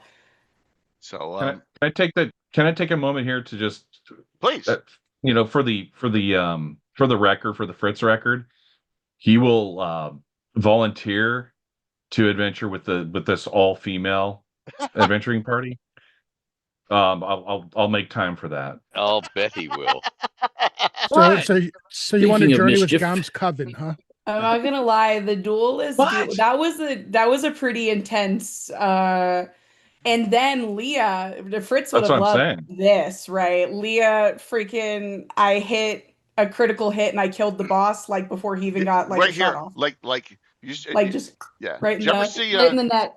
The first equalizer when he puts the thing, the corkscrew right in through the mouth and up. Yeah. That's where the sword went. Yeah, we had no boss battle, arguably. Point of order. It has to be up and in at a 45-degree angle. Otherwise, you're just going to cut into the sinuses. Oh, Tim. Yeah. Oh, that's true. That's quite true. Tim. Okay. And that's not nice. Well, see, now Namaris, was involved in cutting off the Gom's at least favorite's nose. I was a part of that. I don't understand. Thunderlip's nose. Yeah. So, nice. I think we're familiar with that range. So Liara cut the man's nose off. Leah, her younger sister, I think, you didn't do the sinus thing. I think she knew better. She went all the way. Yes. Yeah. She knew she It's Thunderlip's name. He's the ultimate male. He thinks Thunderlips, that's right. Yeah, we cut his nose off. From Rocky 3. Yeah. Rocky 3. Yeah. And but he's offered multiple times for Emerson, which is Courtney's other barbarian. He's a snow barbarian. She's a frost barbarian. So there's that rivalry. They're all searching for something in the Lord Mills. Neither of them have found it yet, but they found the teleporter, the stairs to nowhere, and they've done the first one. They got 3 more to go. But we've done, since Courtney has been playing lately, we did a sidebar, and then we've gone off on the witches tangent, which everyone's liking too. So we got a lot of stuff going on with that group. But yeah, Fritz, someday dude, after this adventure, you're gonna be 11th. Am I really? Yeah, you go up so fast. Yeah, I think so. Yeah, you're only off by 4,000 experience points. You're gonna be 11th. Oh my goodness! Oh, there's a lot of me to go around. So if you, I will say this, there's a standing offer to hang out. So all those witches, all those women, all those female adventurers, and Gom and Fritz, and Barlow and Korg's characters, which I know Korg's. Oh yeah, I'll take care of him. Yeah, he'll throw kumquats at you. So. It's not the worst thing people thrown at me. So Ravalantar, what your group is got a very good mix of players, and we have a lot of characters coming in and out a lot. A lot of thieves too. Because you got Rosie and you got ex-Slav members and a whole bunch of different characters. But I find the term thief to be a little bit insulting. Oh gosh. Yeah. Oh my gosh. In the realms we use procurer. They're non-backed entrepreneurs. Or non-backed entrepreneurs. Yeah. That's perfect. What would be you just made the dog walk out. Yeah. Yeah. You have she didn't want to hear this thief slander. Not in this household. You have no specialized fighters at all in that group. Did you ever notice that? Yes, I did notice that. It's all fighting priests and multi-class fighter mages and crazy stuff. So if you were able to have a hired gun, all of you, and I don't care if it's a sexual answer. If you could hire someone to assist you in an undertaking, who would you hire and why? Oh dear, I can't answer this without using visual aids. But there are some lady professional bodybuilders in real life right now who post on the internet, and I have seen some of those. I was thinking, wow, our local football teams are short a few linebackers. Okay. And these ladies could stand in, and by that I mean the person who can hit somebody large and hulking head on and shove them back 10, 20 feet just by, and we need one of those. And I respect strong women. I respect them as I'm flying through the air. I respect them as I'm landing. I respect them as they're standing over me saying, "Don't do that again." So I just respect them as they cast a geas on you. I respected her for 27 nights, man, and you weren't there, so meh. But it sounds like you're talking about Emerson there, Revelantor, the barbarian. Is Emerson available for Courtney's barbarian? You'll have to ask once she Mm. gets back into the swing here. Yeah. All right. Okay. What were we gonna say there, Fritz? Overrated. I mean, let's be honest. I mean, you've seen one barbarian, you've seen them all. The last time I interfaced directly with Courtney, you stood over us and said, "As your lawyer." Oh, okay. Out of character. Yes, I did do that. So as your attorney. And then I went on to give you advice. I've done that to Jay many, many times. Yeah.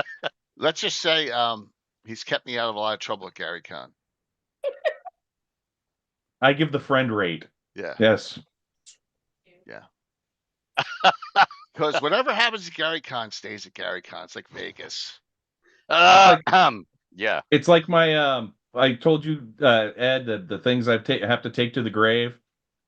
The attorney-client privilege lives a very similar way. It'll go to my deathbed. I see. Okay. Well then, I have some stories to tell you. Oh boy. We all do. Off stream. So, all right. Anyway, if you could bring in someone into your party, like Murdoch, who out of the old school characters would you want to bring in? Slim and Meal, right? Or Britta Martz, or yes, they're very good. I mean, honestly, if I need somebody's ass kicked, I can still do it myself. Really? But I think I would like a good bard who can tell a lot of good jokes. Anyone in mind? Frederick no, Caldwell. I haven't met one yet.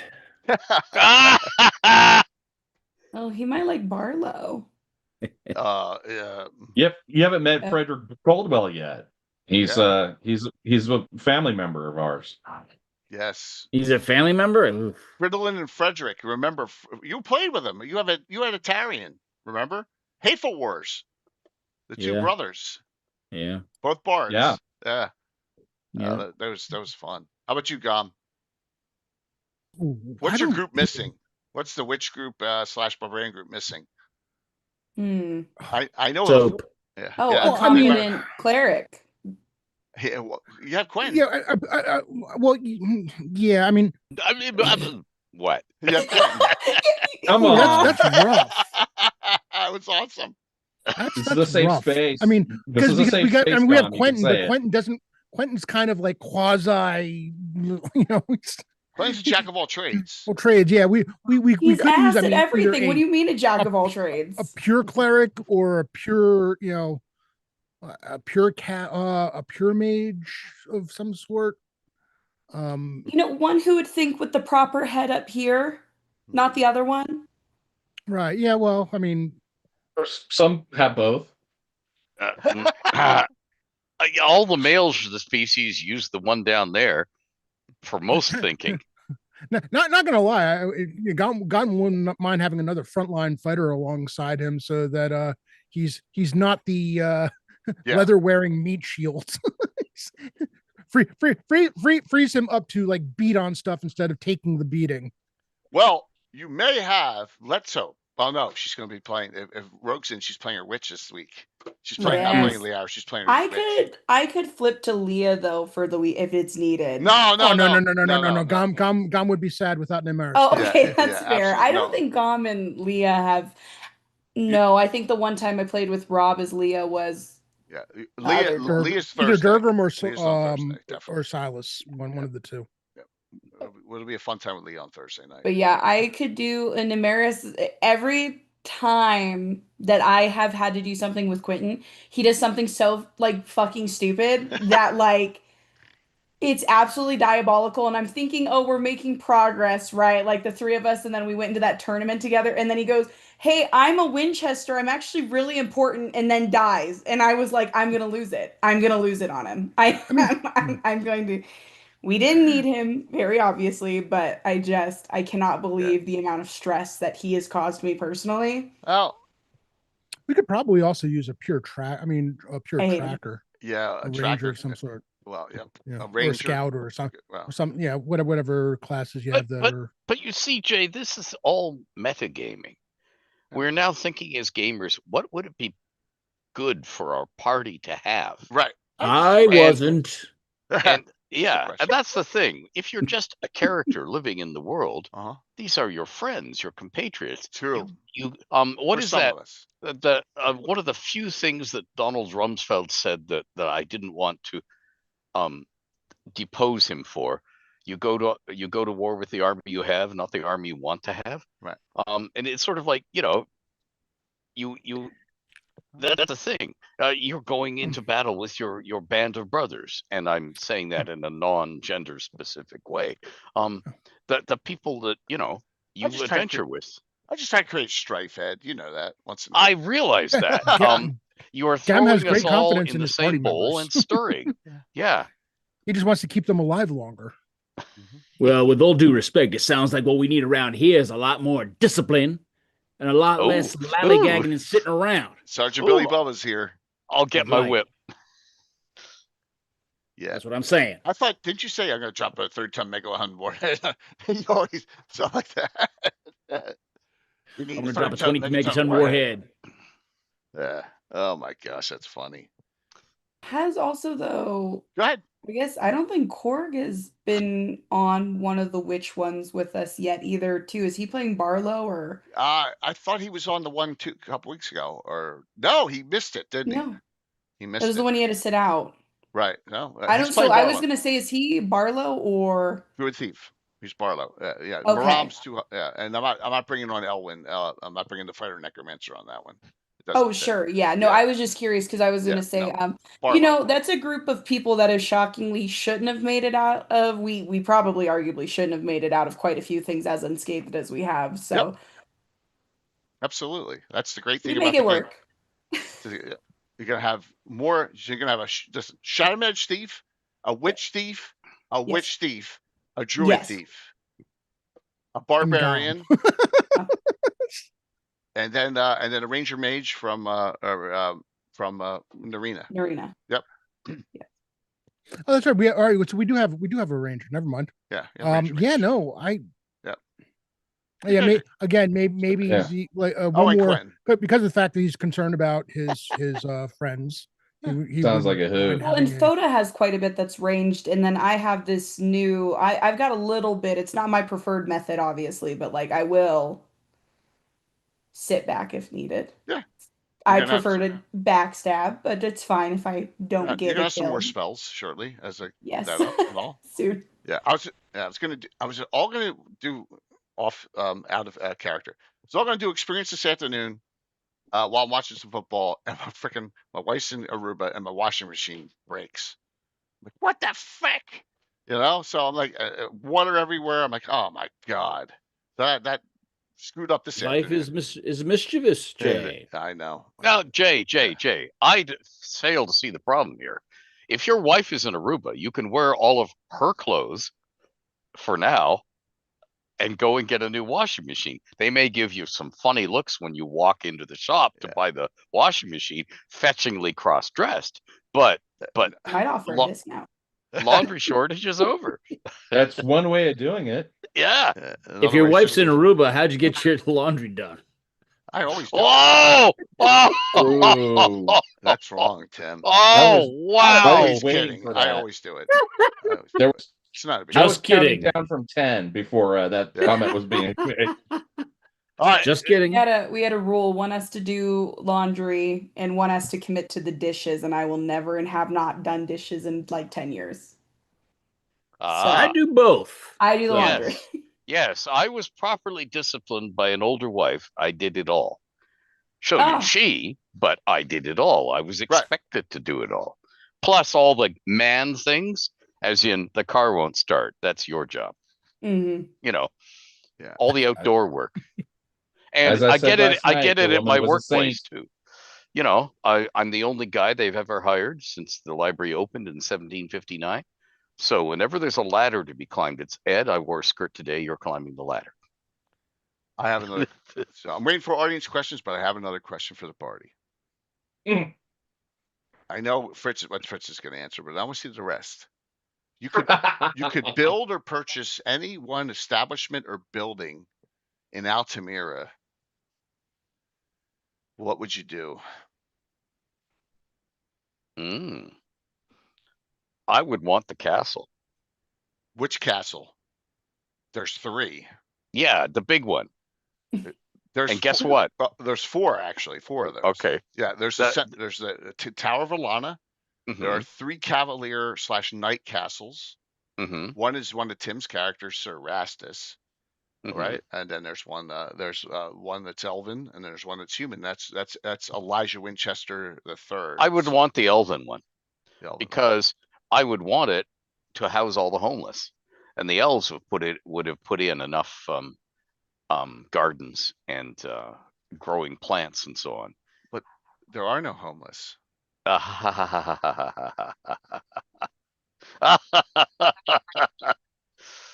The homeless disappear in the night.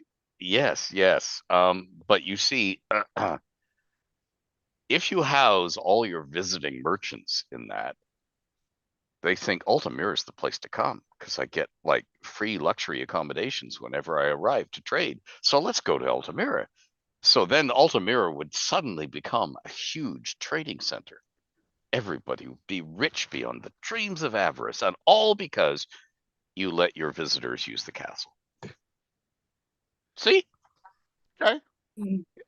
And by the way, because you built the castle with secret passages in the walls, your secret police, your not so secret police, can keep tabs on everything the visitors are planning, because every single bedchamber with the pillow talk, there's somebody listening through the wall from next door making notes. Oh, so they're God, man, I want to stay there. Yeah. Fascinating. That's awesome. Go ahead, Fritz. Well, do I have to say it? You can guess. You want to own the tickling feather. You already said that. Oh, totally. I really do, though. Otherwise, establishments, this being like a half proprietor of the Salty Dog would be pretty funny. I don't want to run the place because it's too much trouble, too much time. But I do really want a statue of me, like one of the peeing statues in like a fountain. Oh, you mean like the money pit? That adventure. Oh my God. That'd be awesome. I went to Harvard. Where did you go? Yeah, I think it'd be great, wouldn't it? You're just right outside, and you can just see me, pants down, peeing, and it's just a big fountain. Are you still jealous that Nate Maris is one of the only 3 people ever to dance with the violet-eyed lady? Yeah, I danced with her. He stated before he danced with her, she just didn't dance back. Mm-hmm. That doesn't count. She was. He just said that last night. I'm quoting him. Yeah, she was enraptured. She couldn't move. Sure, she saw me. That's what it was. Yeah. And if the audience doesn't know, the Bill, the Master Crafter's got a character named Lord Kruck Halfling Bane. He's named after John Kruck, who used to be on the Phillies in the 90s, right? Oh, the Krucky. Okay. Yeah. So he's a half ogre. He owns a violet-eyed lady, and he's been infatuated with this character, Britomar. She's got like 26 comeliness. Who isn't? Well, I know, you're right, absolutely. So he's got murals and paintings all over the wall. It's very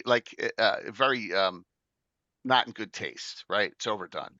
But he also has the statue of her in that one spot on the dancing corner where we totally anatomically correct as well. Yes, and only 3 times ever is that anyone's seen it dance, and one was Veriel, who's actually from the same house as Maris. Yes, yeah. Yep, and unintentionally. Very I can't similar. believe I did that, and that's Vi's character, and then Liara and Maris danced with her as well. Yeah, where she actually animated. Yep. So, all right. I just remember dancing, and nothing was happening on her end because I felt like I was being stared at, and that's how I felt. So whether she reacted or not, I think she was gobsmacked, as they would say.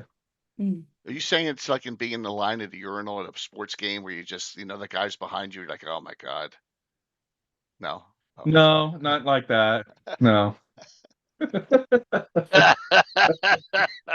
So I heard Maris said the Dark Tower. She wants to know who's inside it. Or yeah, I was gonna say I don't think I would actually if we were talking about like a financial investment, like I would like to own this establishment or be like and a private investor as Fritz kind of had pointed out earlier.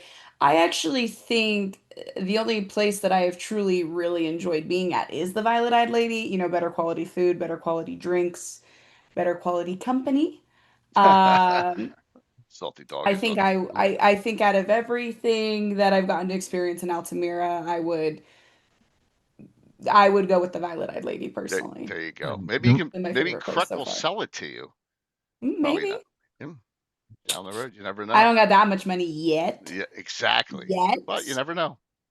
The Dark Tower, if a lot of you in the audience don't know, no one knows who's inside it. Shadow mages are drawn to Stephen Altamira. King's inside it. Yeah, it could be. Yeah, I think it's Stephen King, or it's Matthew McConaughey. I think is inside the Dark Tower. That's my guess. And every Shadow Mage player character that's come into Altamira has somehow magically gotten a brooch that with little gems on it that enhance their spell cast. Oh, where is the one I wear normally? It's in here. It's over here somewhere. Yes. A hat, a brooch, and a pterodactyl. Yes.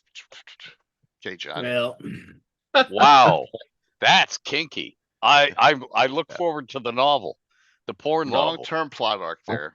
So what?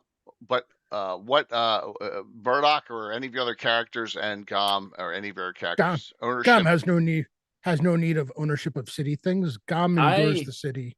What need to be owned there? Okay. Murdoch just has his chapel. And also, it's quite a good entertainment venue as well. Yep. I see. It's available for rent on non-holy days. Chapel Row. Riot. Oh, and that's what you blame the mysterious stains on. Oh, Ed. Oh, my. What?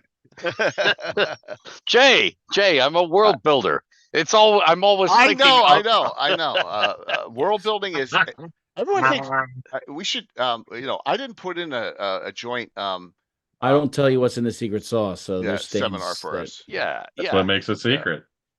Yeah. We should maybe talk about tricks of world building. The special sauce. I don't know. Yeah, we got to figure that out if we have some free time together to do you, me, and Anna again this year at GaryCon. We'll figure that out.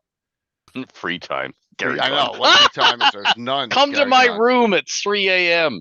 And if it isn't being used for other things, we'll sit down and chat for an hour. Ed, there's going to be half a chance that's already going to be in use, like you would like with us. Oh my God! So you're all just creative and talented people. You guys are not using a deck of this deck when you build characters that you pick a card from each deck and you have to play the character based off of the 4 things that you picked. That's called Mythos, the card game. I can't think of what the deck is, but it's how we've done characters in the past, or we've created campaigns based off of 4 random things and have to streamline that fun. Story. That could be fun to do. I have here. I have it right here. Actually, find it for us. Dun, dun, dun, dun. All right, if we go in order, Tim City State, we think it's estimated 35 to 40 years. I was just saying I'm amazed you guys don't need the story engine backup. You guys are just all talented and creative on your own. We've been doing it Tim City State's 35 to 40 years old. My game will be in year 46 starting in January, and Ed's goes back almost 50 years, right? Yeah. Wow, he's old. I'm older than dirt. Yeah, yeah. So with that, stories just come and you just figure them out and you run with I was stuff. born in the 50s. Yeah, wow. Wow. Yeah, 67 here. Before Dune? That's crazy. Before Dune. Before Dune? Before JFK was assassinated. Yeah. Because I remember being really pissed off. My cartoons vanished from every channel. Oh, that morning. Oh my God. Yeah. And they were and I said, but they're just repeating the same things. They don't know anything. You know, they all went to live coverage for nothing. Yeah. Wow. Yeah. Yeah. So who makes that Bella? What is? So this is the story engine. It was I like to support Kickstarters if I have the financial backing to do so. So for example, you get 5 different decks of cards. And like you have an agent card, an anchor card for the story, but it's like, okay, so there are 4 different things on this card, and then you would block it off. So you're going to go, this person is a dreamer and an investor, then pick an anchor card with the plot line of this. Or this person is a grumpy dancer. This person is a wandering grifter. And then you have to try and like attempt to play the character. It's just nice when you're in a block, because I've played well, like with my last D&D group, we did so many one-shots that it was honestly so hard to keep with all my characters and to make them more unique every time we went through. So it was like, I would be like, okay, this character is... Well, Bella, that's my challenge, running all these groups in one-shot format, but creating a long story arc. Yeah, we were not doing long story arcs at all. To keep it going. I mean, it's been, and Tim will tell you the same thing, and I bet you Ed will too. And Rob, who DMs as well, and Curtis, who GMs stuff. You evolve. You evolve as a DM over time, and you figure out the way to make it work. Like I have just really recently done that with doing these long-term plot arcs with the one-shot groups. You know, it's only been like the last 2 years. But it's been amazing. If you don't, if you restrict yourself to one-shots, you are taking off the table your chance to have the things we see here with all of Tim's characters, with Fritz, a character that's built a history at the gaming table and therefore has a reputation and a richness that you can riff off of as a dungeon master to do later adventures by just saying, what about that enemy you made? Or what about your half-sister? Or what about, and of course that is just out the window. Your half-sister. The bane of my existence. I mean, you loved her enough to make name the sword after her. Cold, backstabbing, heartless, painful. Yeah, everything the half-sisters were. Neymaris, you missed what happened. They charmed him. You failed your save, right? Horribly. Yeah, at the wedding. Yeah, at the wedding at GaryCon, I charmed him with one, and he went up. It was and Scottish Jeff was playing, right? The other character, right? He went up, and he backstabbed her, but it was awesome. It was the best attack I had all game. He did the whole night against a party member. Oh god, it was a great backstab. I couldn't hit water if I fell out of a boat the rest of the game. Could not roll openly, just like 4. That was the karmic backlash. Yeah, it was awesome. It was horrible. Oh yeah. Oh, I love it. It all stemmed from getting charmed. It totally it screwed my dice vibe for 3 hours. But were you really?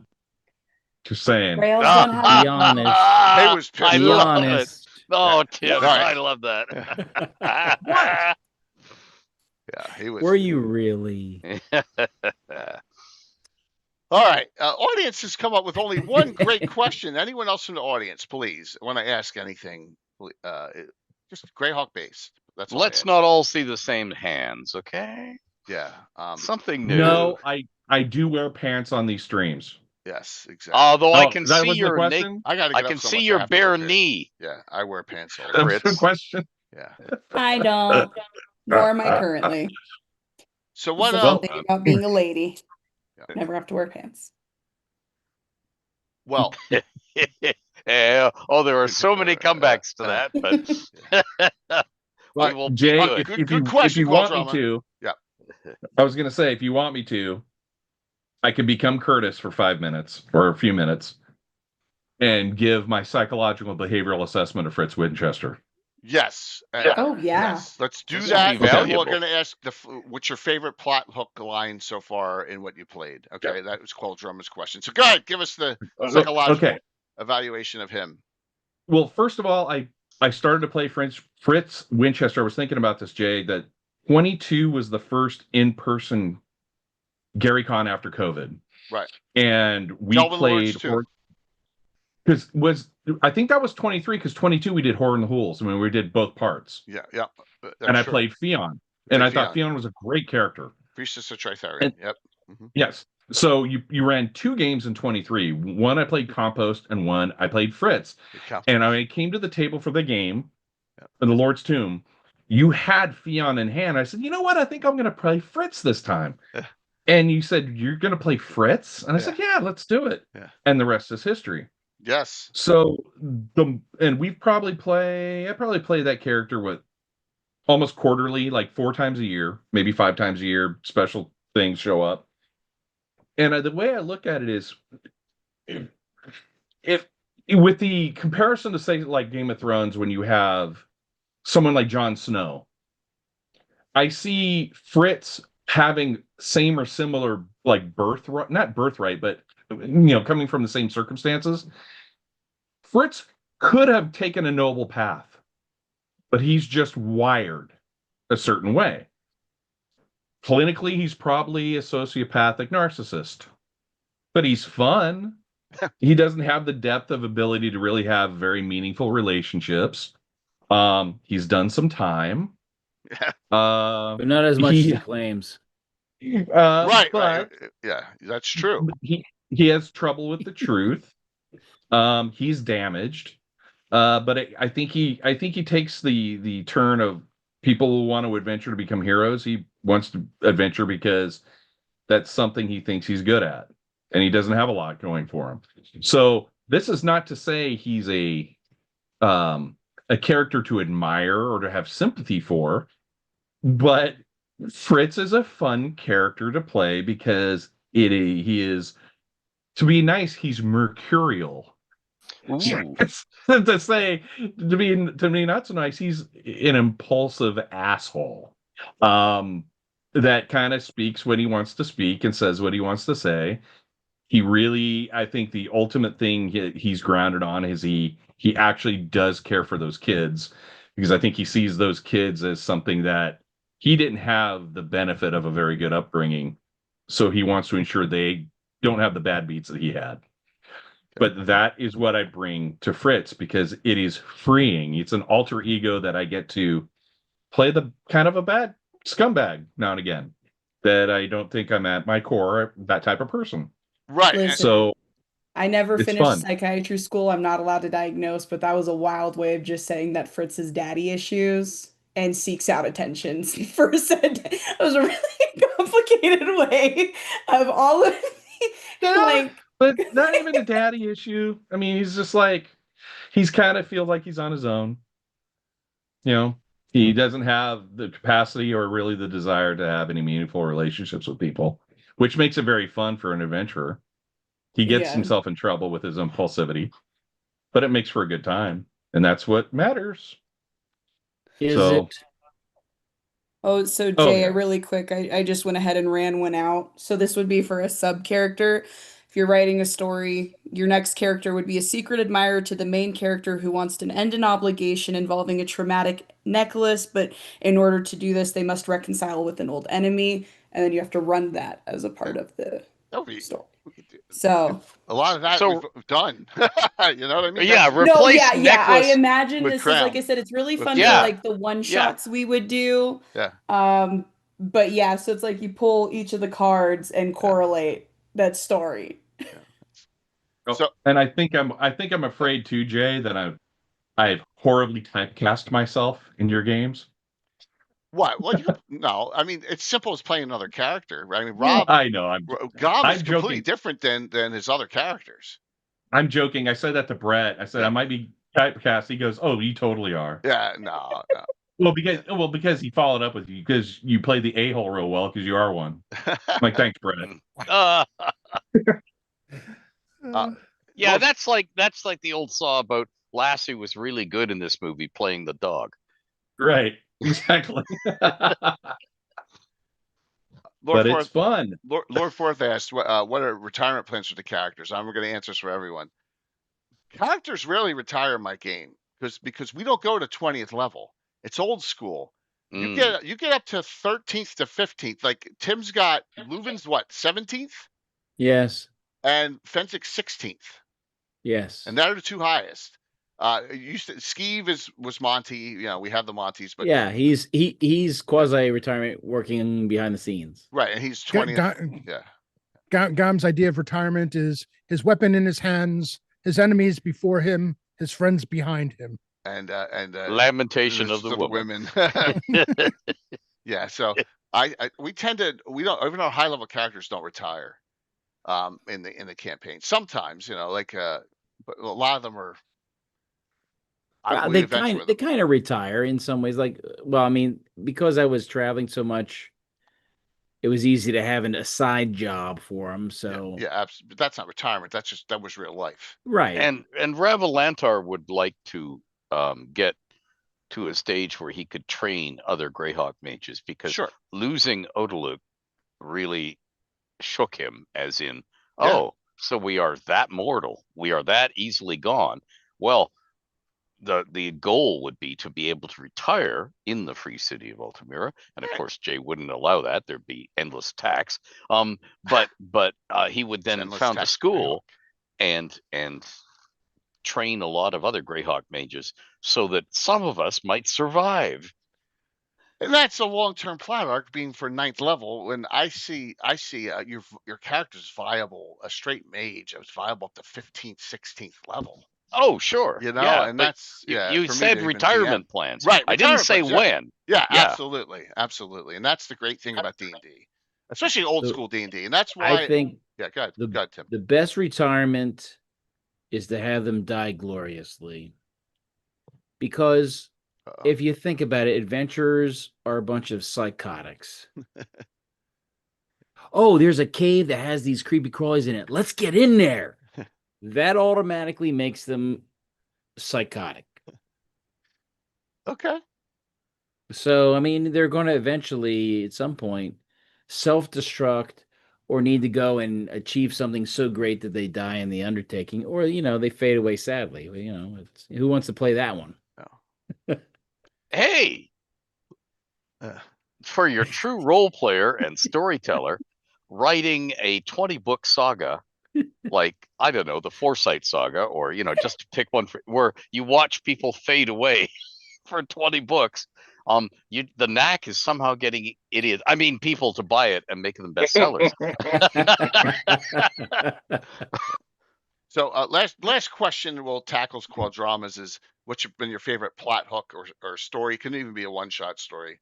This is just to butter me up, I guess, but Quadrama asked that. From where? From this campaign? Yeah. Okay. It could be what's ongoing too. With it just started the witches. It could be the witches thing is going great.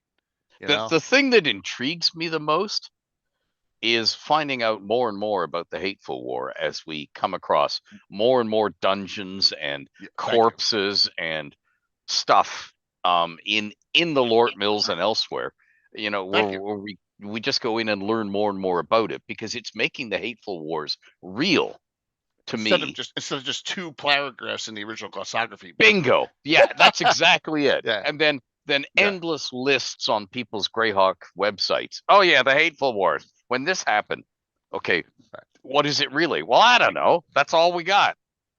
I love the generational characters that we did for those Hateful Wars, and I loved them so much that I had them get put in a mirror of life trapping for 105 years, and then come out in the present day so we can play a lot of them. So, and Tim, you have a Tarian. He came out too. That's right. Yeah, and we and we got a couple, and it just that was fun. But also, there's a lot of storylines we're still exploring on them, and it's tied to characters that exist today. A lot of it. Courtney's character, Fawnlin, has found out some things about her mother. Has her mother's weapon from the Hateful Wars. So thank you for the follow. But I appreciate that, Ed. That to me was because you're making Greyhawk feel real. Thanks. And Greyhawk hasn't felt real since I was sitting across a gaming table from Len and Gary, and you could tell it was real to them, even though you could also tell they were making some up as they went along at the gaming table. Yeah. But it was real because they could think of things in relationships to stuff they'd already created in the world, so it felt real. And when we are finding yet out on one more thing in the Lort Mills about the Hateful Wars, Greyhawk feels real again. So thank you for that. Oh, thank you very much. That was very kind of you to say. What do you think, Bella? What have you liked so far? I know honestly, you love your character. Which I do. I love both of them. I think kind of how hold on one second. Donkey wants food. Yep. DOGG. And we're gonna do the giveaway shortly, everyone. Oh, brother, yeah, she's yeah. Wants your okay, food. so sorry. It's okay. Okay, no, I have like I had talked about lately before, and I know Curtis kind of talked about this too a little bit about like what he can kind of bring to Fritz. I think that both Namaris and Leah are characters that are very easy for me to portray, being that those are kind of like my two major personalities. I am either I mean truly like to my core, if I do not like you, it will be known because I just won't even speak to you. And I've been in workplaces where this has been a thing. I saw behavior I did not like or respect in a person, and therefore I just would not, unless absolutely needed, initiate. And then I have workplaces like where I currently work, where I like even go out with all my coworkers, even though we're at a variety of age ranges. We go painting with the twist. We go to Dave and Buster's, like, and I'm very warm, loving, happy, very open. So you get kind of one of the two.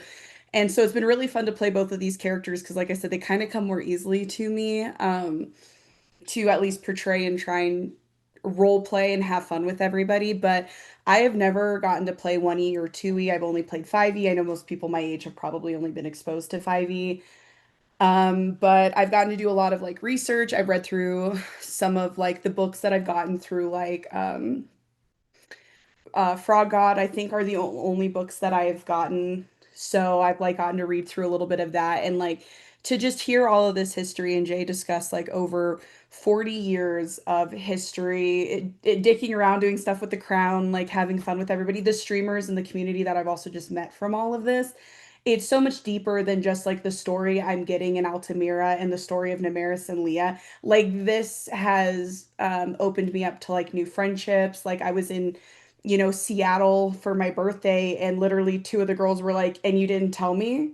I would have drove out there and seen you while you were here." And I was like, "Oh, I didn't think about it," and then when I get to play with my best friend. So it's so much more than just like getting together and playing D&D for me. Like this has been so much fun, so much like getting to learn about the lore, and then also just meeting all these really cool, crazy people who have similar interests and all of those things too. So I mean, when I say that this has been my favorite thing that has probably happened this year, it really is. It's very kind of you to say. Of and course. I know this it won't happen 26, but maybe down the road we'll get Bella and Rogue at GaryCon. Yeah, not next year, but I would really like to plan for a 2027. Yeah, easy to do. Possible. Easy to do, absolutely. I really appreciate the kind words. Thank you. I'm Of glad you're course, having yeah. so much fun.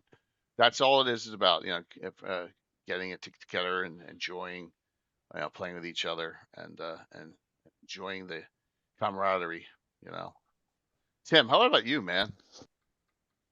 Yeah, well, I have I was thinking you got a back lot more plot arcs than everyone else. Yeah. Going way back. I know, for some reason I was thinking of the Brown Hornet because It was some, and I don't even remember any specifics of somebody needed something, was needing help, and so that kind of spontaneously sort of connected to make the Brown Hornet, and he's like threw on his brown cloak with his brown mask, and he carried a lance. The lance was his weapon when he was the Brown Hornet. Yep. And so somebody in need was always that plot hook that got me. It wasn't as anything big, but it was at that time, when Murdoch was young and still experimenting with his diverse personalities. And Tim's got 25 to 30 characters in my campaign. And that's low. Like Alan's got 70. Yeah. It's insane. But yeah, Tim's got a lot, and there's a lot of stories, and we'll just talk about them sometime. Some of the good ones, some of the bad ones. Like when Mark's character Railstone Gradivus II got run over not once but twice by a Juggernaut in the same fight. And that's why his nickname became Tuna Fish. It was the plate armor. Yeah, it was pretty disgusting. Yeah, so lots of those stories. So what about you there, Rob? Ooh, plot arcs? I mean... Yeah, what's been the one you've liked? Well, I mean, this whole witches plot arc has been fun, and it's probably going to get more interesting. 2 adventures so far. Yeah, I mean, he's not really... It's weird because like my characters have kind of been all over the place with stuff. So, I mean, Durgrim's plot arc, for lack of a better term, is getting, Arabella out of her latest predicament. That keeping Scarn safe. Yeah, and keeping Mike Disney's character safe too. Yeah. I mean that to the best of his ability. I mean that's basically been his entire reason for existence. Silas really hasn't had a solid plot arc. No, he was been a filling character, so it's got to develop. Yeah, I mean, we need a spellcaster. Yeah, I mean, Gom, the whole what do you call it, Thunderlips thing is interesting, but it's kind of on hold until Coco's able to rejoin us. So the witches stuff has been fun, seeing where this whole thing with Namaris and the tiara, and what are the lengths that Gom is willing to do to keep his friends safe. It will very good chance of that coming to play, and then what can he do, and what is he willing to sacrifice? Barbarians take forever to go up, to level up. Yeah, well, that's the other thing. They take the totally appropriate amount of time to go up, sir. Yeah, absolutely. It's fun. All right, cool. And that leaves Curtis. You've experienced a lot in the last couple of years, man. I know. It went from 0 to 60. It did, man. It did. We just said I was just like you and Brett. I was like, you guys got to start playing not just at cons, but on stream. And it's where it started, was cons, right? It started at the table. It started cons. Yeah. The funny thing is, just in general, that this stream is the closest I've ever had the feel to our old tables. And I'm not sure if it's just generational or the game edition or just the camaraderie. It can't be, because there's so many new people of all generations that come into the stream. Yep. It's just that witch's brew, right? It's that right mix, which keeps a lot of people keep coming, right? And we really enjoy the time. Did I play Fritz in what was the 12-hour one we did? Baltron's Beacon? Yes, because don't you remember "Shut Up, Fritz" from Rosie? That's right. Oh, our little stinky cheese. Yeah, that's right. Yeah, when she farted and stuff, when she scared. Yeah, I rode with that character. Shut up, Fritz. Revelanto came in at the end. Yes, and we were all brain dead. Yeah, after playing for 10 or 11 hours, we're like, shit. That was kind of a mega show. That was I really enjoyed that. My next one's being planned. And the plot hook or the story arc, and probably because it was at the table. I don't get to play Fritz very often at the table, especially with people that I don't know. Right. It had to be the wedding game at GaryCon last year. That was fun because it was so funny. And that's the thing about these games is I am all for it. Hardcore, dark, let's rock and roll, all tactical, boom. I'm also like the humor, and we found the right mix. It started off in the morning. I can't remember. No, it wasn't the same night that you were over at the Airbnb where we just got completely lit. That was no. That was Tuesday, and I was the only sober one there. That was Tuesday night. I was the only sober one there out of all of us. It was a Thursday game. It was a Thursday morning game. Yeah. But it was so damn funny. And remember, I think Chris brought us booze in the morning. Yes. He brought us a bottle of the blood port or whatever to celebrate. Yeah, we took shots at 9 a.m. Yeah. Because that's something that, it can get off the rails really quickly. It just didn't because of the personalities at the table. So that's why that plot hook meant probably the most to me in the last few years, because I laughed throughout that stupid game where all this wacky shit was happening, but it was still important to the plot and the story arcs. And it went really, really well. And I've actually run more champions than I've ever run D&D. So it gives me a sense that the things that I learned through this. Oh, that's exactly it. There's our group. I had the wedding glasses on, right there. Right. Yeah. Oh, there's poor Scottish on your other side, still wincing from the backstabbing. Yeah, there he is. Yeah. But I've learned a lot too. I think the takeaway from a lot of this is I've learned how to keep. I have half a dozen story arcs in my head and in game time in my Champions campaign. And it's already been almost 8 years I started that because I started it back in 2018. So I see that reflected in the games that we play around here. So I take it. So as a player, as someone who runs games, and just as a community member, it's all reflected in the stuff we do. So look, and Courtney's got the thing on her head for the wedding and the veil, and there's you, Curtis, and there's Justinius right there, Greg. Yeah, Justinius is right there. Gamescape had some great terrain. It was awesome. It was just an awesome. I did drink some Powerade that morning though too, because I think we did drink the night before. No, but yeah, it was a good night. It's always a good time. Yeah. But that's why these things are. That's why I keep coming back. I'll just say that. Cool, man. Well, I appreciate all the kind words. Thank you so very much. I hope you enjoyed it. I thought this was fun. This was great. Curse was a great idea. This was a great idea. Yeah. Especially for the end of holiday weekend where people are traveling. Yeah. I thought it'd be a fun thing to do. Yeah, definitely. It was a great idea. All right. So anyone want to shout anything out that's going on before I do mine for this week upcoming, where we have some big things coming up this week? So anyone want to talk about anything going on? I did just actually right now get a message from the lady who will be doing the portrait of Namaris. Oh, great. Yes. Oh my God, Jay. Yeah, it looks great. Yes. Oh, she gave me 3 sketches, and I don't know which one I like more to have her move forward with. If you want it to be a surprise for me, I was going to say, should I send it to you and you pick? Yeah, send me input and I'll give you some ideas on what I think. Oh my God, yeah. And she made the crown look like the one I'm wearing. Yeah. See, that's a great thing that we have players getting custom, instead of a portrait workshop, custom images done, which has always been awesome. 100%. I mean, I do also love my portrait workshop one. Hey, it works listen, if I had to do custom artwork for 3,000 characters, I'd be in the poorhouse, so, or you'd have to learn art. No, Tim, I'm not artistic at all. Yes, I know. I am not artistic. I'm terrible when it comes to art. So Rob, when are you DMing again? Friday Night Crusades? Friday Night Crusades, after we took this week off, we are back next week. Be session number 27. It's hard to believe that we've been doing 6 months of it already.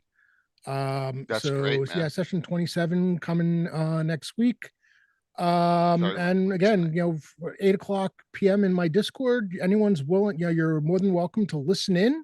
If you find you like what you see or like what you're hearing, roll up a character. No attendance requirement whatsoever. And then Sunday, the Righteous Hands are back.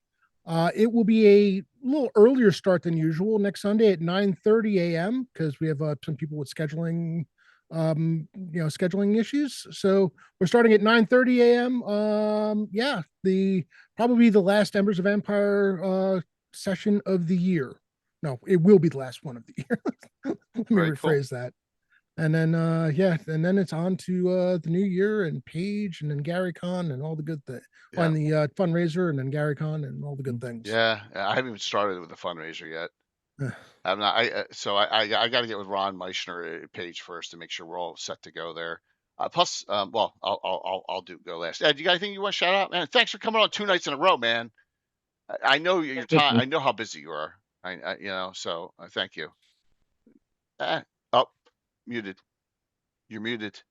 I'm filming a new season of Legacy of Worlds with Tommy and Keith Baker and Elisa Teague and so on. Early in December. Before that, on December 2nd, I'll do another Mages and Sages podcast with Jeff Thetford. I can't talk about the 2 novels I have to finish this week. That'll be fun. And then at some point when we're ready, we'll have a launch party for this thing, which is our way of doing Realms on. Whoa, that's great. Which is half fiction and half lore, so we can publish it at DM's Guild. That's smart. Reese and I are writing on it, and we're just delving into the realms and giving you more Realms fiction because people said they really missed having, good old rollicking Realms fiction. So we'll then I'm doing a panel at GaryCon that includes Dan Ayub on it. So he and I will have to put our heads together. Oh, really? Oh, cool. Yeah. About what I can do in the realms in the future. That's great. Yeah. Sweet. And there's lots of other secret projects that Visionary is trying to get me to write because I'm an idiot about time. So I just said awesome in chat, so that's great. Hey, great. Yeah. Yeah. Curtis, anything for you? All Tower Gygax, all GaryCon, all the time right now. We're down to the last few months, so finishing up some DM encounters for them, finishing up some last bits and pieces of things. We started a little bit earlier this year, so everything should be lined up and get ready to go. So, looking forward to it. Excellent. Tim, everyone enjoyed the Saturday morning game? Yes, all it took was making a deal with enslaving Amazons and burning down a couple towns. I had no problem with that. My Cavalier had no issue done. The funny thing is, Patrick's like, we shouldn't be doing this. I'm like, this is war, dude. If 10,000 of our troops die, I don't care. We need to. But it's better if they don't. It's better if they don't, but if they do, I understand. The tidal wave actually took care of most of the problem. Yeah, it was fun. It was a good time. This was a long day. When I got done last night, I was exhausted. I bet. Yeah. So so just looking for windows of opportunity for the next reverse dungeon and rovers.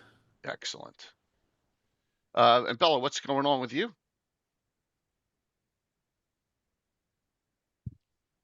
Oh, I can't hear you. She's chewing. No, I was like, I would throw food into my mouth. Yeah.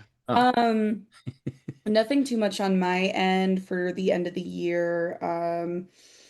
Did decide some stuff personally with work, kind of figured out, like I said, I did not finish school for psychiatry, realized halfway through that I didn't want to do that for a living. So kind of figured out I think what direction I want to head in the medical field. So I'm going to see if I can move forward with some job opportunities in that realm this upcoming year. Cool.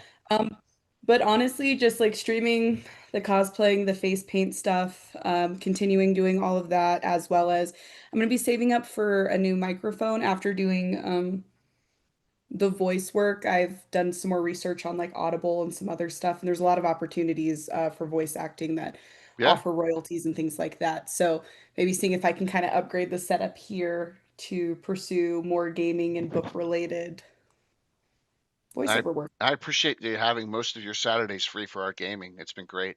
It's been wonderful for me too, and it also gets me out of commitments I don't want to go to. All right, well, Like, no, I'm sorry. I have a thing. I can be that excuse, right, that Rob? I can't miss. That's awesome. Beautiful. All right, this is what's going on this week, everyone. Wednesday night's Legends and Lores an hour late start at 8. Because I have a meeting with Luke about Mel's Guide to Greyhawk.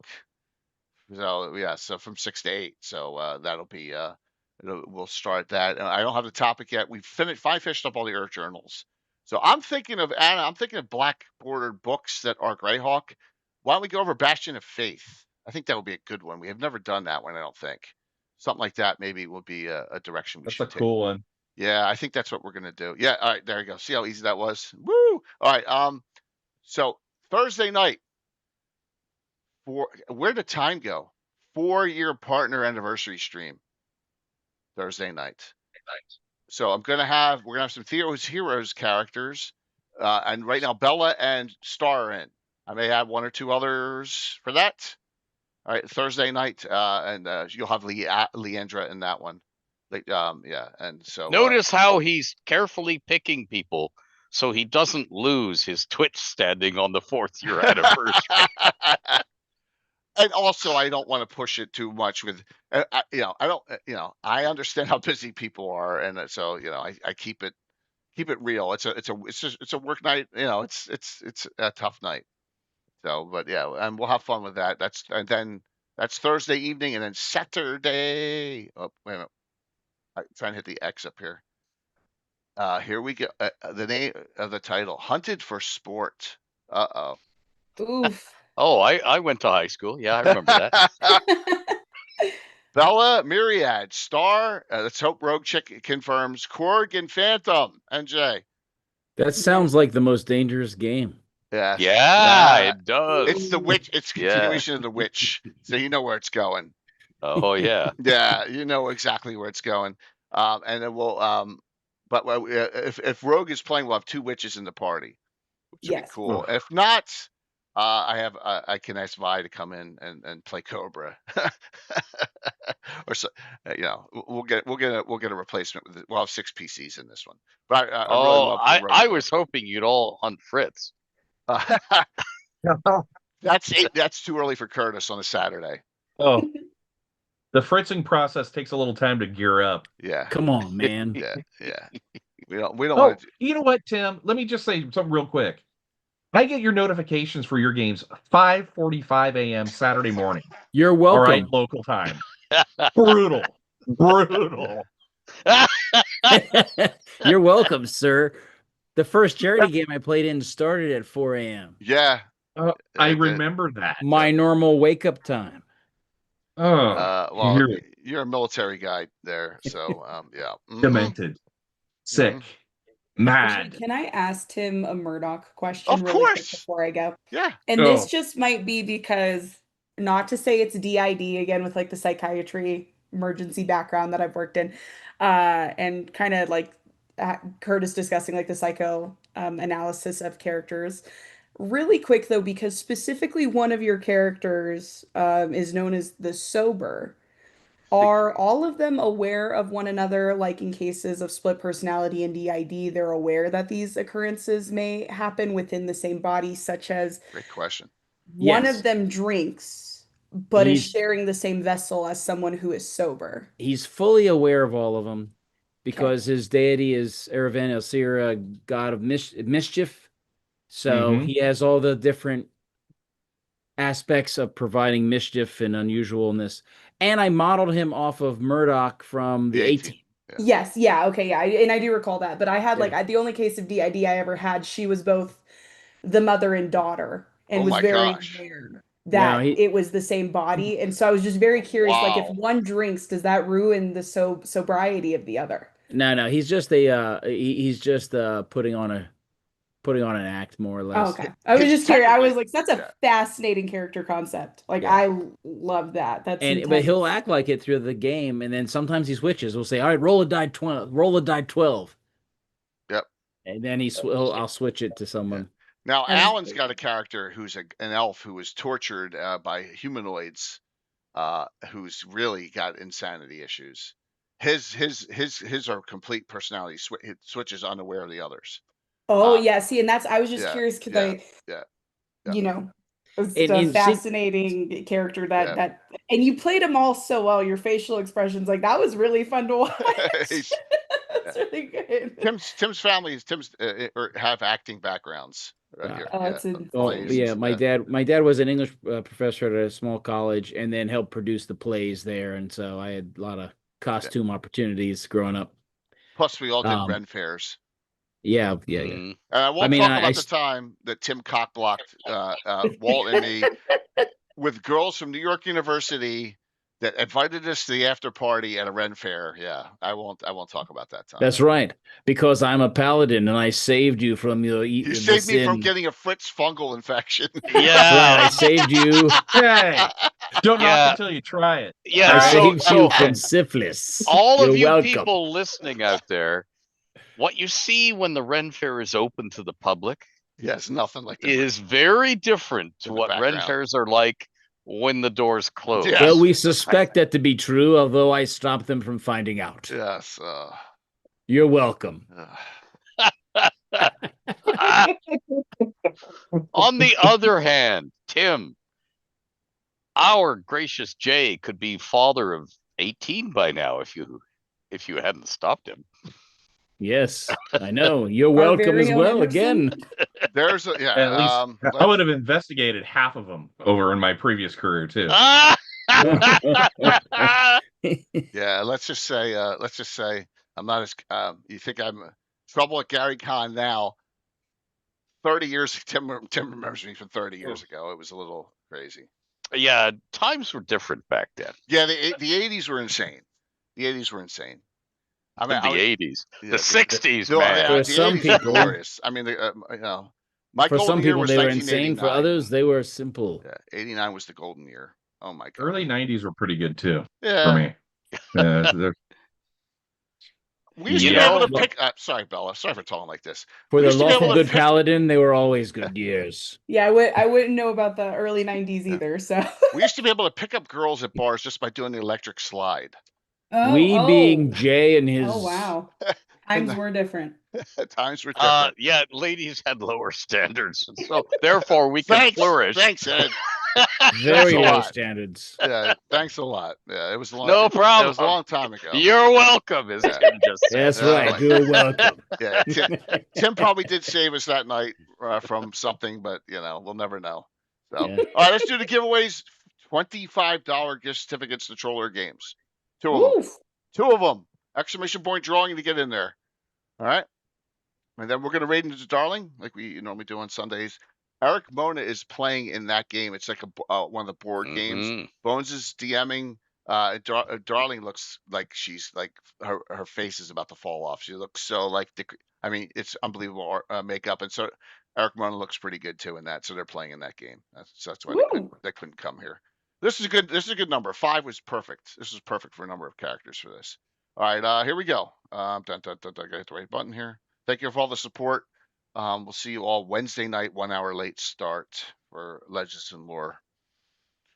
Closing it out, first winner, Enoch Pratt. Oh, Tim. All right, Tim.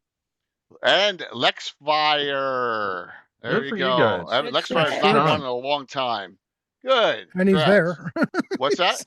He's there. He's the first. He was congratulating Enoch as his name came up. Oh, there you go. So they're the two winners. That is great. I will put them both. I have your Discords both. I'll put I have the codes already.